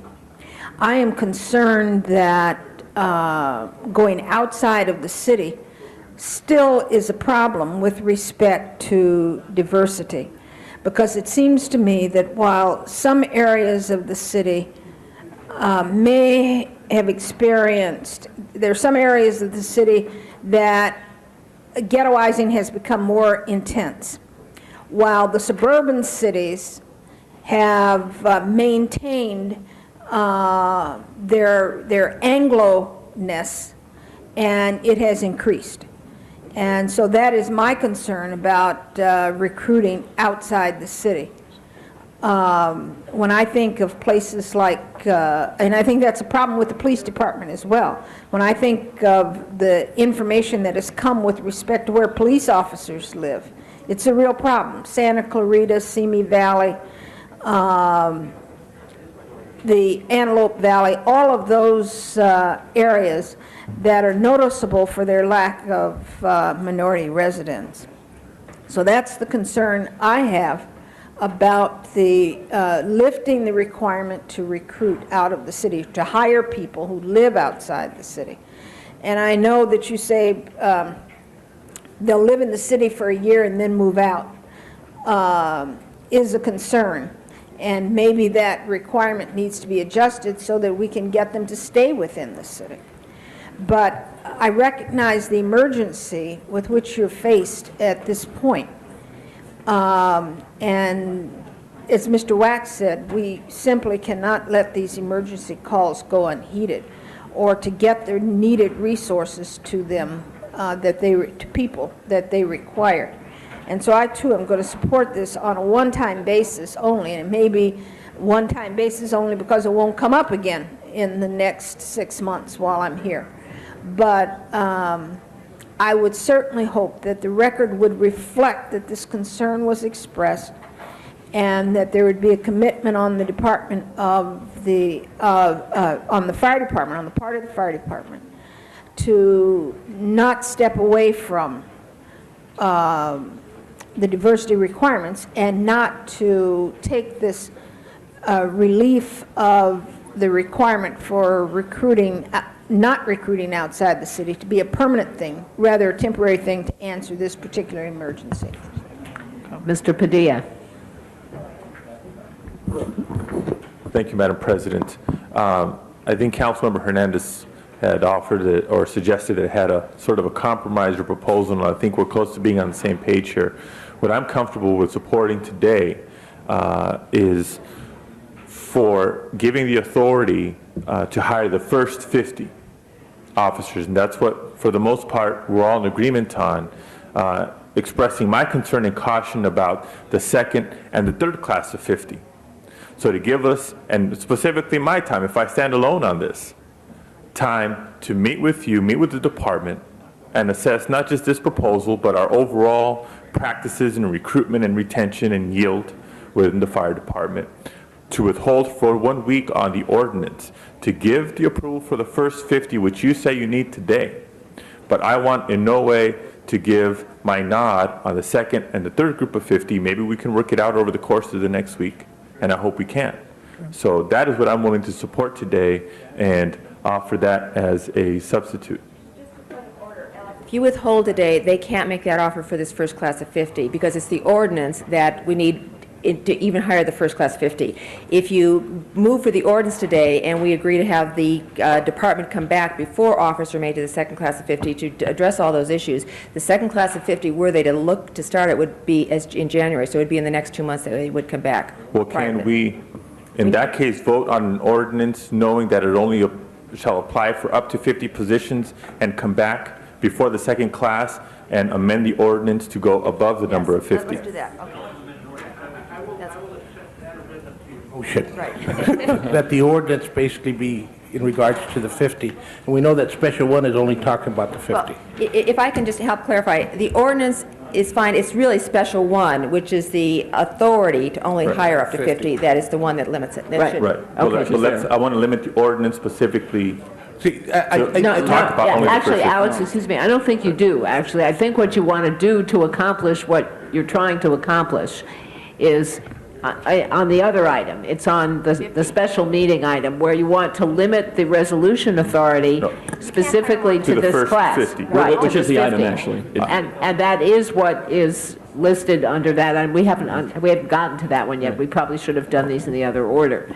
But the ordinance is not where you need to make that limitation in order to do what you're trying to do. Right, the ordinance is only creating the job classification. That's That's right. right. That's right. So we vote yes on the ordinance, yes on special one, but for the balance Well, of... what I don't read in special one is to safeguard what's the mechanism for the department coming back to us for the second and third Right. class. back. They're only getting But 50 when we get, authorities. but the way to deal with that is when we get into the special meeting, which we're going to do as the next item, to amend that to specify. We'll amend it, we'll amend that Okay. one Well, to maybe, can we require. recess to the special meeting and then come back to the Yes, we ordinance? can, if that would make Let's do that. everybody feel happier, Mr. Hernandez. Madam Chair, again, I agree, but dealing with the ordinance itself and the question of principle regarding this ordinance for me is that we're basically using a temporary status that we're creating. And what I don't want to happen is for that temporary status to be used as a tool to circumvent the consent decree and the policies of this council. And so that's why we wanted to limit the ordinance to the 50. Now, if we can pass the ordinance, and then that what comes back to us simply states that its intent is not to do those things, I think that we can allow for this ordinance to continue, okay?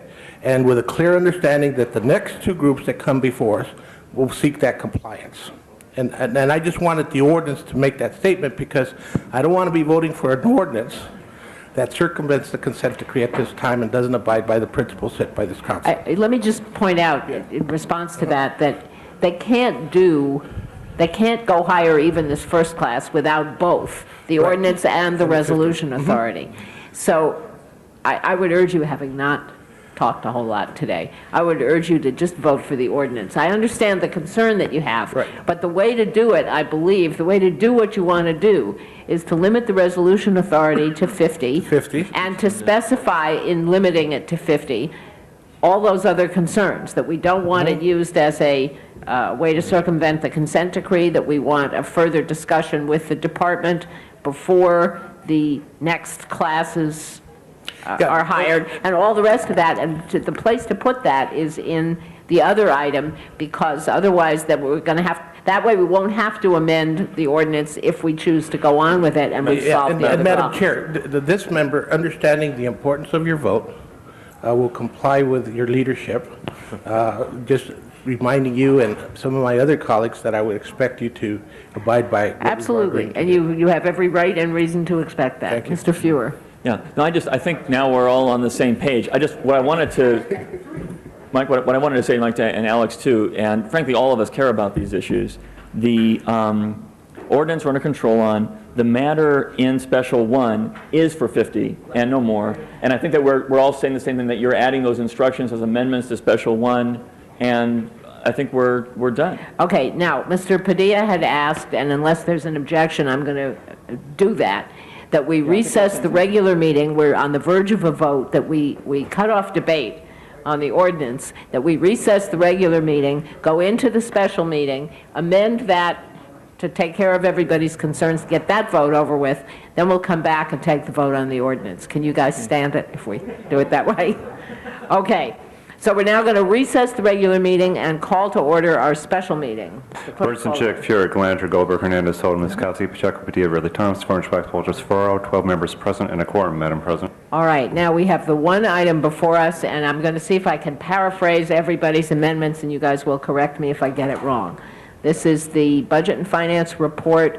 It's the resolution authority for the hiring of temporary paramedics in the fire department, and its employment authority for 50 and only 50 temporary paramedics. The amendments that I've heard discussed, neither of them is listening right now, so I'll assume I'm going to paraphrase it correctly. The amendments that I've heard are that we would like the department to come back and discuss with the council, presumably through the Public Safety Committee, to which all other members are invited, before the next class is hired, how we're going to make this work in concert with the consent decree.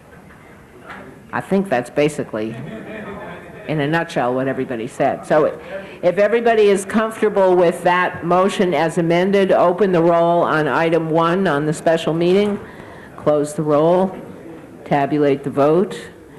That is unanimously ayes. approved. Forthwith, please, Ruth. Forthwith on that item, we will now adjourn the special meeting, go back into our regular meeting, and we are poised and ready to vote on item, what's the amending motion? There's two amending Okay, yeah, motions I know. also on the Thank you. desk.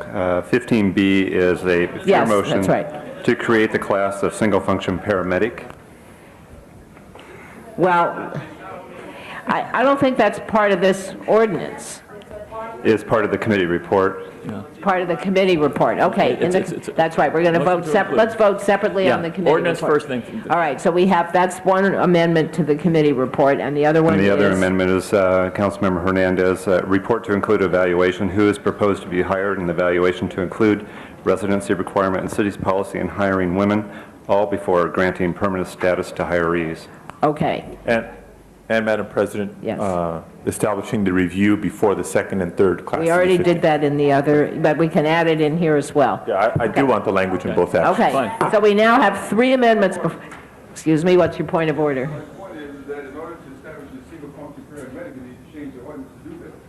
No, we're in the committee report, Mr. Holden. No, it's distinct from the ordinance. It is, that's right, this is in the committee report. No. Madam City Attorney, would you like to respond to Mr. Holden's point of order?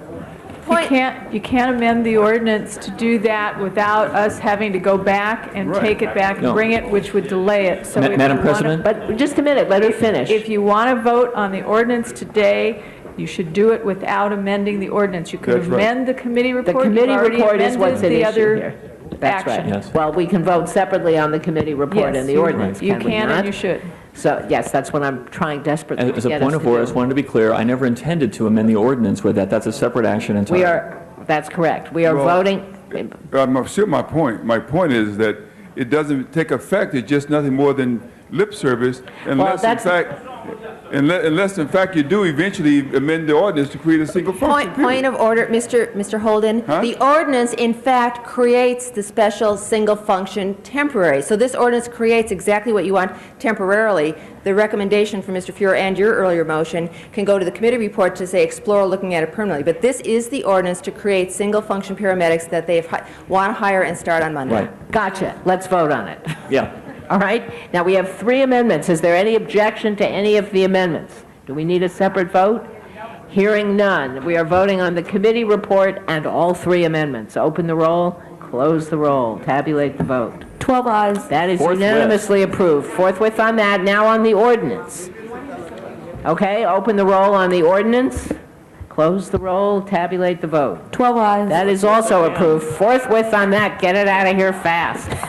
Thank you very much. All right, next item. Don't leave, guys. We have more business before us. Next Item item. 29, called special by Councilmember Goldberg. Yes, and we also have some members of the public who wish to be heard. Ms. Goldberg, do you want to? All right. We're going to, I have 3 cards on item 29. We're going to run the clock at the 10-minute public hearing as soon as we get some of these other people out of the way, so that. Okay, item 29, Don White, followed by Frank Dorrell and Patricia Todd, if you're here.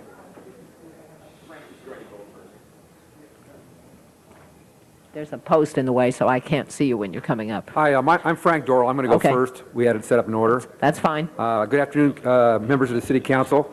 I'm Frank Dorrell, live in Culver City, and I've been working with the committee to free Lori Berenson for the last year. I urge you to support the resolution presented by Councilman Goldberg asking the Peruvian government and President Fujimori to immediately release Lori Berenson from prison in Peru. I have had contact with her parents, Mark and Rhoda, both professors in New York, who have devoted their life to freeing Lori. Lori Berenson is a 30-year-old U.S. citizen from New York who was arrested in Peru in November 1995. She was wrongfully convicted of treason and of being the leader of the Tupac Amaru revolutionary movement. She was given no due process in her trial, which took place in January of 1996 by a hooded military tribunal. She was given a life sentence without the possibility of parole, and the sentence was read to her with a gun pointed to her head. Her lawyers were unable to see the evidence against her, cross-examine the witnesses, or present evidence in her favor. Lori has maintained her complete innocence of all charges against her. She has been incarcerated for the last 5 years now, the first 3 years at the Yamamayo prison at the altitude of 12,700 feet high in the Andes, where she was held in a 6 by 10 foot concrete cell in near freezing temperatures with no covers on the windows and very little light. These severe conditions have caused Lori to suffer from arthritis, laryngitis, circulatory and respiratory problems. The last 2 years, she has been at the Socabaya prison in solitary confinement, and her eyesight has worsened. On August 28th of this year, the Supreme Military Court of Peru annulled her conviction, stating that they had no evidence of guilt. I would like to say that Lori Berenson is a peace activist, a nonviolent peace activist of the highest level in the tradition of Gandhi and Martin Luther King. There is a large movement in this country to free Lori Berenson. On September 27th of this year, the City Council of New York City unanimously passed a resolution calling for the Peruvian government to immediately release Lori Berenson from captivity and allow her to return to the United States. I'm asking you, the members of the Los Angeles City Council, to do the same. I have a video here called The Plight of Lori Berenson, if everybody would like to see it. And I'd like to thank you very much. Thank you. Mr. White or Ms. Todd? Thank you very much. My name is Don White, and I have been a Los Angeles school teacher, and I'm a retired school teacher, and I'm also on the board of several human rights organizations. This city council would really be on the right side of this issue if they pass this resolution. In the resolution, there are comments and there's testimony from the UN High Commissioner for Human Rights and the U.S. State Department. But there are many others asking for the release of Lori Berenson.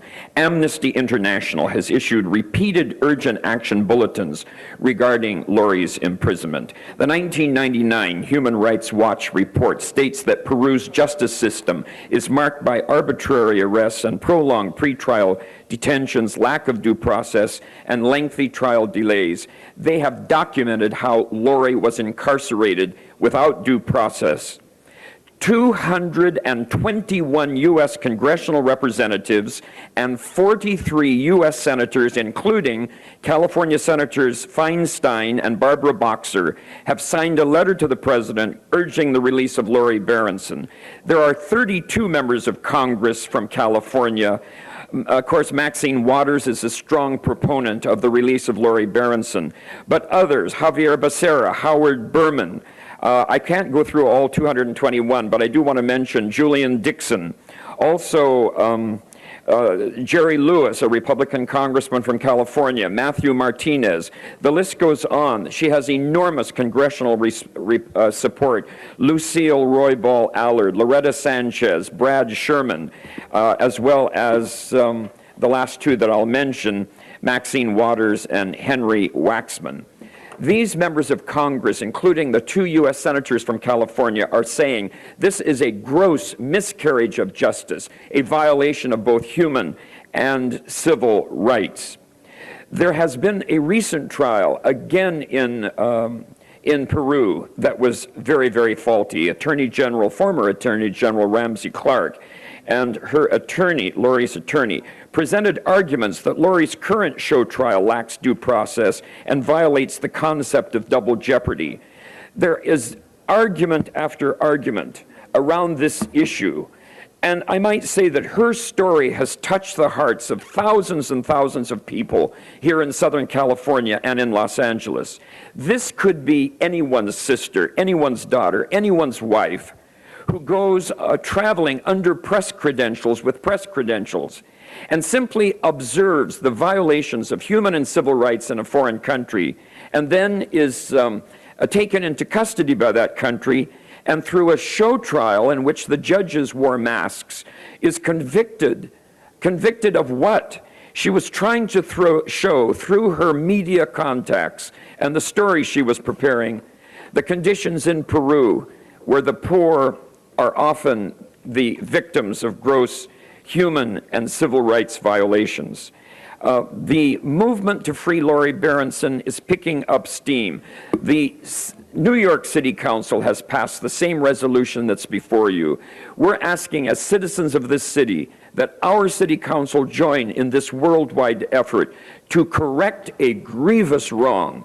A young woman incarcerated for 5 years under a life sentence, and the whole incident the result of a faulty and gross judicial system in Peru, which did not give her due process. So I'm joining in the seeking of release of Lori Berenson. I'd like to introduce now also another speaker, Patricia.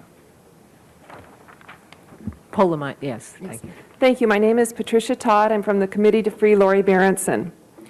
As Don mentioned, although Lori's military conviction and sentence was nullified and transferred to a civilian court, we believe it is a show trial. President Fujimori of New York, you show her picture here, has already convicted Lori in the media of being guilty. She has not even been notified of the detailed charges against her. She's rarely able to see her attorney for more than 1 hour, if that, per week. The judge has already started without her attorney by interviewing other witnesses. Lori's due process rights are currently being violated according to the Peruvian Constitution and international law, specifically the American Convention on Human Rights, which was ratified by Peru in 1979. We think that it's relevant to Lori Berenson's case to see it in light of the current context of the situation in Peru. President Fujimori's government has been exposed as authoritarian and corrupt. The May elections were widely seen as fraudulent. Even all international observers withdrew because they felt it was unfair to have a just election. Many of you have probably heard of Vladimiro Montesinos, President Fujimori's de facto intelligence chief and his previous top advisor. He was recently exposed as accepting a $15,000 bribe on television for bribing one member of Congress to go to President Fujimori's side. Also, Washington has seen Peru as a strategic partner in the drug war. Yet there are current allegations of serious drug runnings in that country. And why is that important now? In March of 1999, I met with Dennis Jett, the U.S. ambassador to Peru, and even he said that might be one reason why our president, President Clinton, does not want to rock the boat to help Lori. We think it's important to see this in light of the current chaotic and unjust system in Peru. Lori Berenson has always maintained her innocence. She reiterated that at our delegation in March of 1999. And although her conviction in the military court was annulled, it is impossible for her to get a fair trial even in civilian court. We believe what needs to be done is that President Clinton needs to go to her aid. She's the only United States citizen imprisoned in a foreign country as a political prisoner for a sustained amount of time. Under 22 U.S.C. Section 1732, the President of the United States should go to the aid of a U.S. citizen and do all in his power short of going to war to help that person. President Clinton must help get Lori released. Lori, in closing, I would like to say that Lori will turn 31 on November 13th. She has been imprisoned for her beliefs. All human rights groups need to help secure Lori Berenson's freedom. We need to galvanize support at an individual, local, which is why we're asking your support, and national level. The New York City Council passed a resolution on September 27th. I urge you to join them by supporting this resolution. Okay, thank you. That closes the public hearing. Ms. Goldberg. Well, the clock has run for 10 minutes, so. Yeah, I think it's just a 10-minute hearing. I can't do anything. Our rules are that, can we give him a minute? Yeah, sure. All right, as long I'll as move a everybody's minute. willing to Let's go. stay. 1 I just minute. want to make sure we vote on this. 1 minute. Yeah, he is. My name is Ralph Cole. I do Justice Vision. I taped for peace groups for years. Ruth, you know me. Jackie, I look a little different, but you remember me. I videotape for the October 22nd Coalition every year, not because I'm in love with the RCP or anything like that. Yeah, but we need you to talk about Lori Berenson, because that's the topic before I'm us. sorry. I thought the whole public hearing. No, I we're put not in- up to the full public comment yet. This is, we haven't I even put in started a- on that I put 10 in a minutes. card for last Sunday's, the police brutality thing. Well, am I there? No, we're not up to not public yet. comment yet. Not yet. Not yet. I beg your pardon. Okay. Chair and members of the council, I have not brought this forward, even though I've been following this case for a long time, until now, because now there's actually a concerted international effort to try to get her released because of the unusual circumstance of this military court actually overturning her conviction, which no one expected. Though no one believes this is going to set her free, it is an opportunity and an opening. So I ask you to support this. I feel connected somehow, I don't know why, to her. I believe there, but for fortune go I at some point in my youth. But in any case, I do believe, having read extensively about this, that she's not guilty of anything other than being a person who cared about what happened to poor people in Peru. And we need, I believe, to at least lend our voice, like New York has and other cities are going to ask for her release. All right, and just so we're clarifying, the agenda states that this is a resolution urging the Peruvian government to turn her loose, basically. Okay, open the roll. Open the roll, close the roll, tabulate the vote. 11 ayes. There you go, unanimous vote. All right, next item. Now, we do have a closed session. We have... Item number 30 is a closed session item, And so item now is the 31 time. was continued. Yes. So now is the time for public comment Yes, on let's do non-agenda items. public comment. So now we're going to do public comment on non-agenda items. Not going to be any, I got to go. I'm sorry. It's Oh, all right. 10 to 2. And I have, the first person, I don't have a name on here. The address is 2418 Westview.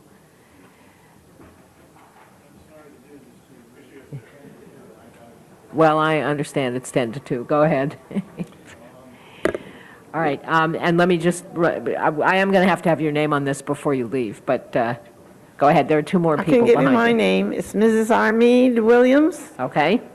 I've been in Los Angeles since 1928. I've been at the current address since 1957. And this city council at some time in the approximately last year voted on an action that was a permit to close off my 1 block long cul-de-sac street where seniors live, and there's a building with 37 unit with children who have no place to play. And I sent a letter to every one of you, and you must have voted to approve it. And Mr. Ferraro and Mr. Holden's name were on the permit. I got a copy of them. I sent all of you a letter. I got no response from none of you. And yours was the one who did not came back to me twice. The rest of you received the letters but did not respond. And there's about to be another bogus request for another street closure, and the people who want to do the closure do not live on my street. That's against the law. I don't care what you say. I've lived long enough. I'm a veteran of World War II, Colonel Secretary in the State Guard. I'm almost 76 years old. I have learned politics the hard way. Didn't have to take a class. I learned it from all of you and those out there in the street and where I live. I'm a fighter, and I'll fight till the day I die, and I don't want this next street closure that is planned. And this man right here can tell you all about it. Now, if he hasn't, that is why I'm here. And I don't want to have to send out another letter to all of you and vote on something just because it's not in your district. You're back here voting on things that affect the entire city. I have seen it grow and grow, and it's out of hand now, and I would like to be out of here. But I am going to die trying to make sure that there are no more street closures on my block. I live on a cul-de-sac. I've got the freeway built right beside me where Yvonne Burke used to live. She's gone. On the other end, there's only one way in and out, and there have been illegal closures in the past. But they were all done according to the law, although they were done bogusly with phony names. And I discovered them, and I went and got a copy of the petitions and found it out. This man has done the same thing, and it was signed by Mr. Ferraro, Mr. Holden. They didn't know. I went and got the copy, and all of you voted on it. Just because it's not in your district, that's not the way to run this city. Okay, thank you, Mrs. Williams. I want Well, to give some other people a chance to talk. Well, I want to know what's going to be done about it. Well, when it comes An before illegal us, street closure where 4 seniors live only now. We've all been there since almost 1957. Okay. And right after the last closure, 2 of them had an ambulance come in there and had to go to the hospital, and that was what I was trying to avoid, to keep the street open. No, I understand that. Let me just explain to you that we're not allowed to take up an issue that is not on today's agenda for our that discussion. is not in your particular district. I'm what trying to happened. explain to the law to you to answer why we're not going to discuss this issue that you've raised today. Well, it'll come up again because Well, I'll when be it comes here up, that's with my good. lawyer. I want to encourage you to do that. When it comes you up don't have again. to encourage me. Okay. I'll be here, and Okay. if I die Thank you. trying, it'll be on all your conscience because you went along with him, Thank and you. Mr. Ferraro, Now and voted I'm on going something to that was let not the in your next person district. talk. Mr. Okay, Cole, you're thank up you. next.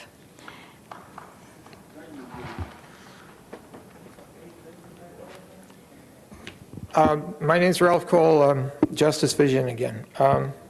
I videotaped continuously the rally as I've done in previous years, the October 22nd rally, at which there was a confrontation between, an alleged confrontation between demonstrators and the police, but it was really very one-sided. If you've had my tapes before, Jackie, I've taped many times. I tape entire events. I try to keep things in context so it doesn't come out biased one way or the other. I felt really bad that day because I had not, I never remember to wear black, and they always tell you wear black whenever they invite you to come. And that pointed out some interesting things. I'm not going to talk about at the end when the police got angry at me, shot me in the groin, kicked me, and then hit me in the camera and face in a 10-second period when I was videotaping. and then charged me with battery upon a police horse because no officer would take the heat for an interference call when I had the camera to my face the whole time. Don't want to focus on that, but I was looking at the tape over and over, and I had really strange feelings about what happened because I had an entirely different perspective. I didn't see any debris. There was nothing thrown. I stayed focused on the police as they moved for 20 minutes. They allowed me to be as close to them as I wanted, and I kept all the police that I could in frame for 20 minutes. There was never one thing thrown at them in that time. I picked them up about 3 seconds after the first pop, pop, pop. Some people think there was a flag burning. I have a problem with that. There was a big crowd of people between the flag and the police officers. I also have a problem with the dress of the guy that lit the flag. I felt really bad when somebody reminded me that I hadn't worn black. This guy had a very ornate flag that was sewn, paper to burn. And he had stars on both sides. A lot of work went into that thing. He was dressed to the nines as a peace radical. It said, "Fight war" on his pants. And he had a white hood on. I couldn't believe it when I looked at that tape and said, this guy has a white hood. I felt bad about having a white t-shirt. This group is 95, 99% black. What does a white hood mean to them? How could he have come with a white hood if he worked that hard to have that kind of a flag? It just doesn't make sense to me. And I couldn't figure out how the police, if they were reacting to the flag burning, how they knew it was burning, because it was on the ground at the time, being lit, and I was videotaping them lighting the flag when we heard the pops. There was no smoke, there was barely a spark, and I couldn't even see the policemen at that point because there were so many people between us. It occurs to me that those policemen must have been reacting, and I'm not saying that they were connected to the provocateur, but he was definitely a provocateur. There was probably no association, and they weren't reacting to it burning, but when they saw that the flag was touching the ground and the law was being broken, I'm sure those officers at that point said, we've got to break up this crowd because that flag is touching the ground. Because all the time before, he was running all over waving it. I have one shot when he was back at the beginning of the parade. Everybody else is talking and being friendly and waving to me and everything, and he's all by himself with his mask up at the side, I guess, working the lighter just to make sure that he can do it well. Mr. Cole, I need to ask you to wind it up so I can let the other people speak. Okay, I would like to offer my hour-and-a-half tape of the whole rally and the march to everybody that wants it. My number is 213-747-6345. I will give you the complete tape. My email is democracyu@aol.com, and I don't want to die, but I'm really afraid. They attacked me 3 times and gave me a false arrest just for videotaping. Now that I've said this, if any part of it's true, I'm going to be dead by tomorrow. I want to say that because I want it understood how I died. Okay? Thanks. Thank you. Okay. Nico and Theo Milanopoulos.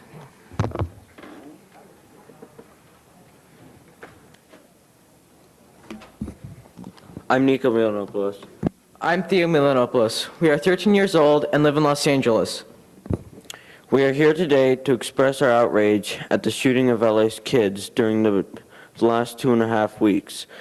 The shooting included a 9-year-old girl while shot watching TV, a 10-year-old girl shot to death while riding her bike, a 15-year-old boy shot to death in a park, and a 16-year-old boy shot to death while walking down the street. Although overall crime rate is down, LA's kids are still being shot at an alarming rate. We beg you to do something to save our children. More than a year ago, you began the process of enacting an ordinance to ban the sale of ammunition in the city of Los Angeles.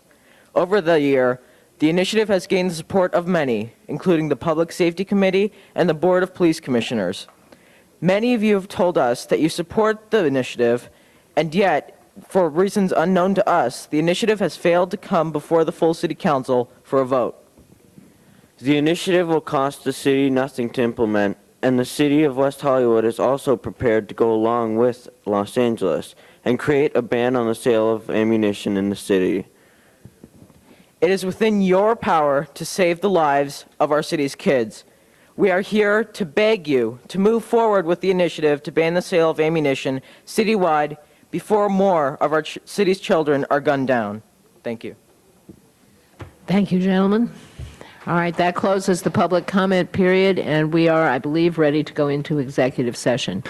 Did you wish to clear the desk? Yes, let's clear the desk while we're clearing the room. And let me also point out that we are down to 10 members, so nobody can leave. Motions for posting and referral. All right, without objection, those are posted and referred. Council members excused from council attendance. Councilmember Wax requests to be excused for personal business on November 3rd, 14th, and 15th. A motion is required. All right, Ms. Chick moves. Councilmember Fuhr requests to be excused on Friday, November 3rd to leave at 12:10, and a motion is required. All right, Mr. Pacheco moves.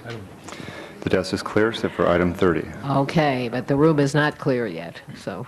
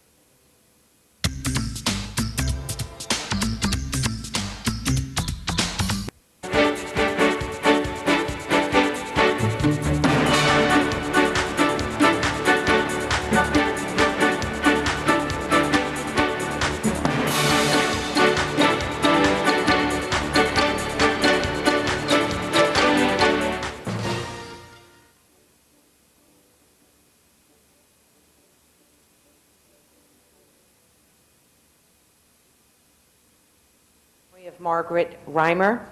She was the mother-in-law of Eric Brown, who's the vice president and general manager of Time Warner Cable in the 3rd Council District.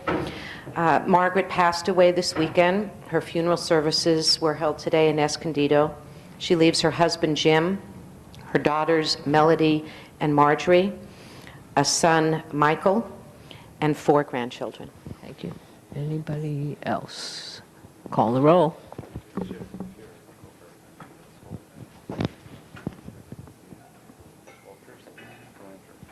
Thank you. We are adjourned. Have a good weekend. Drive carefully.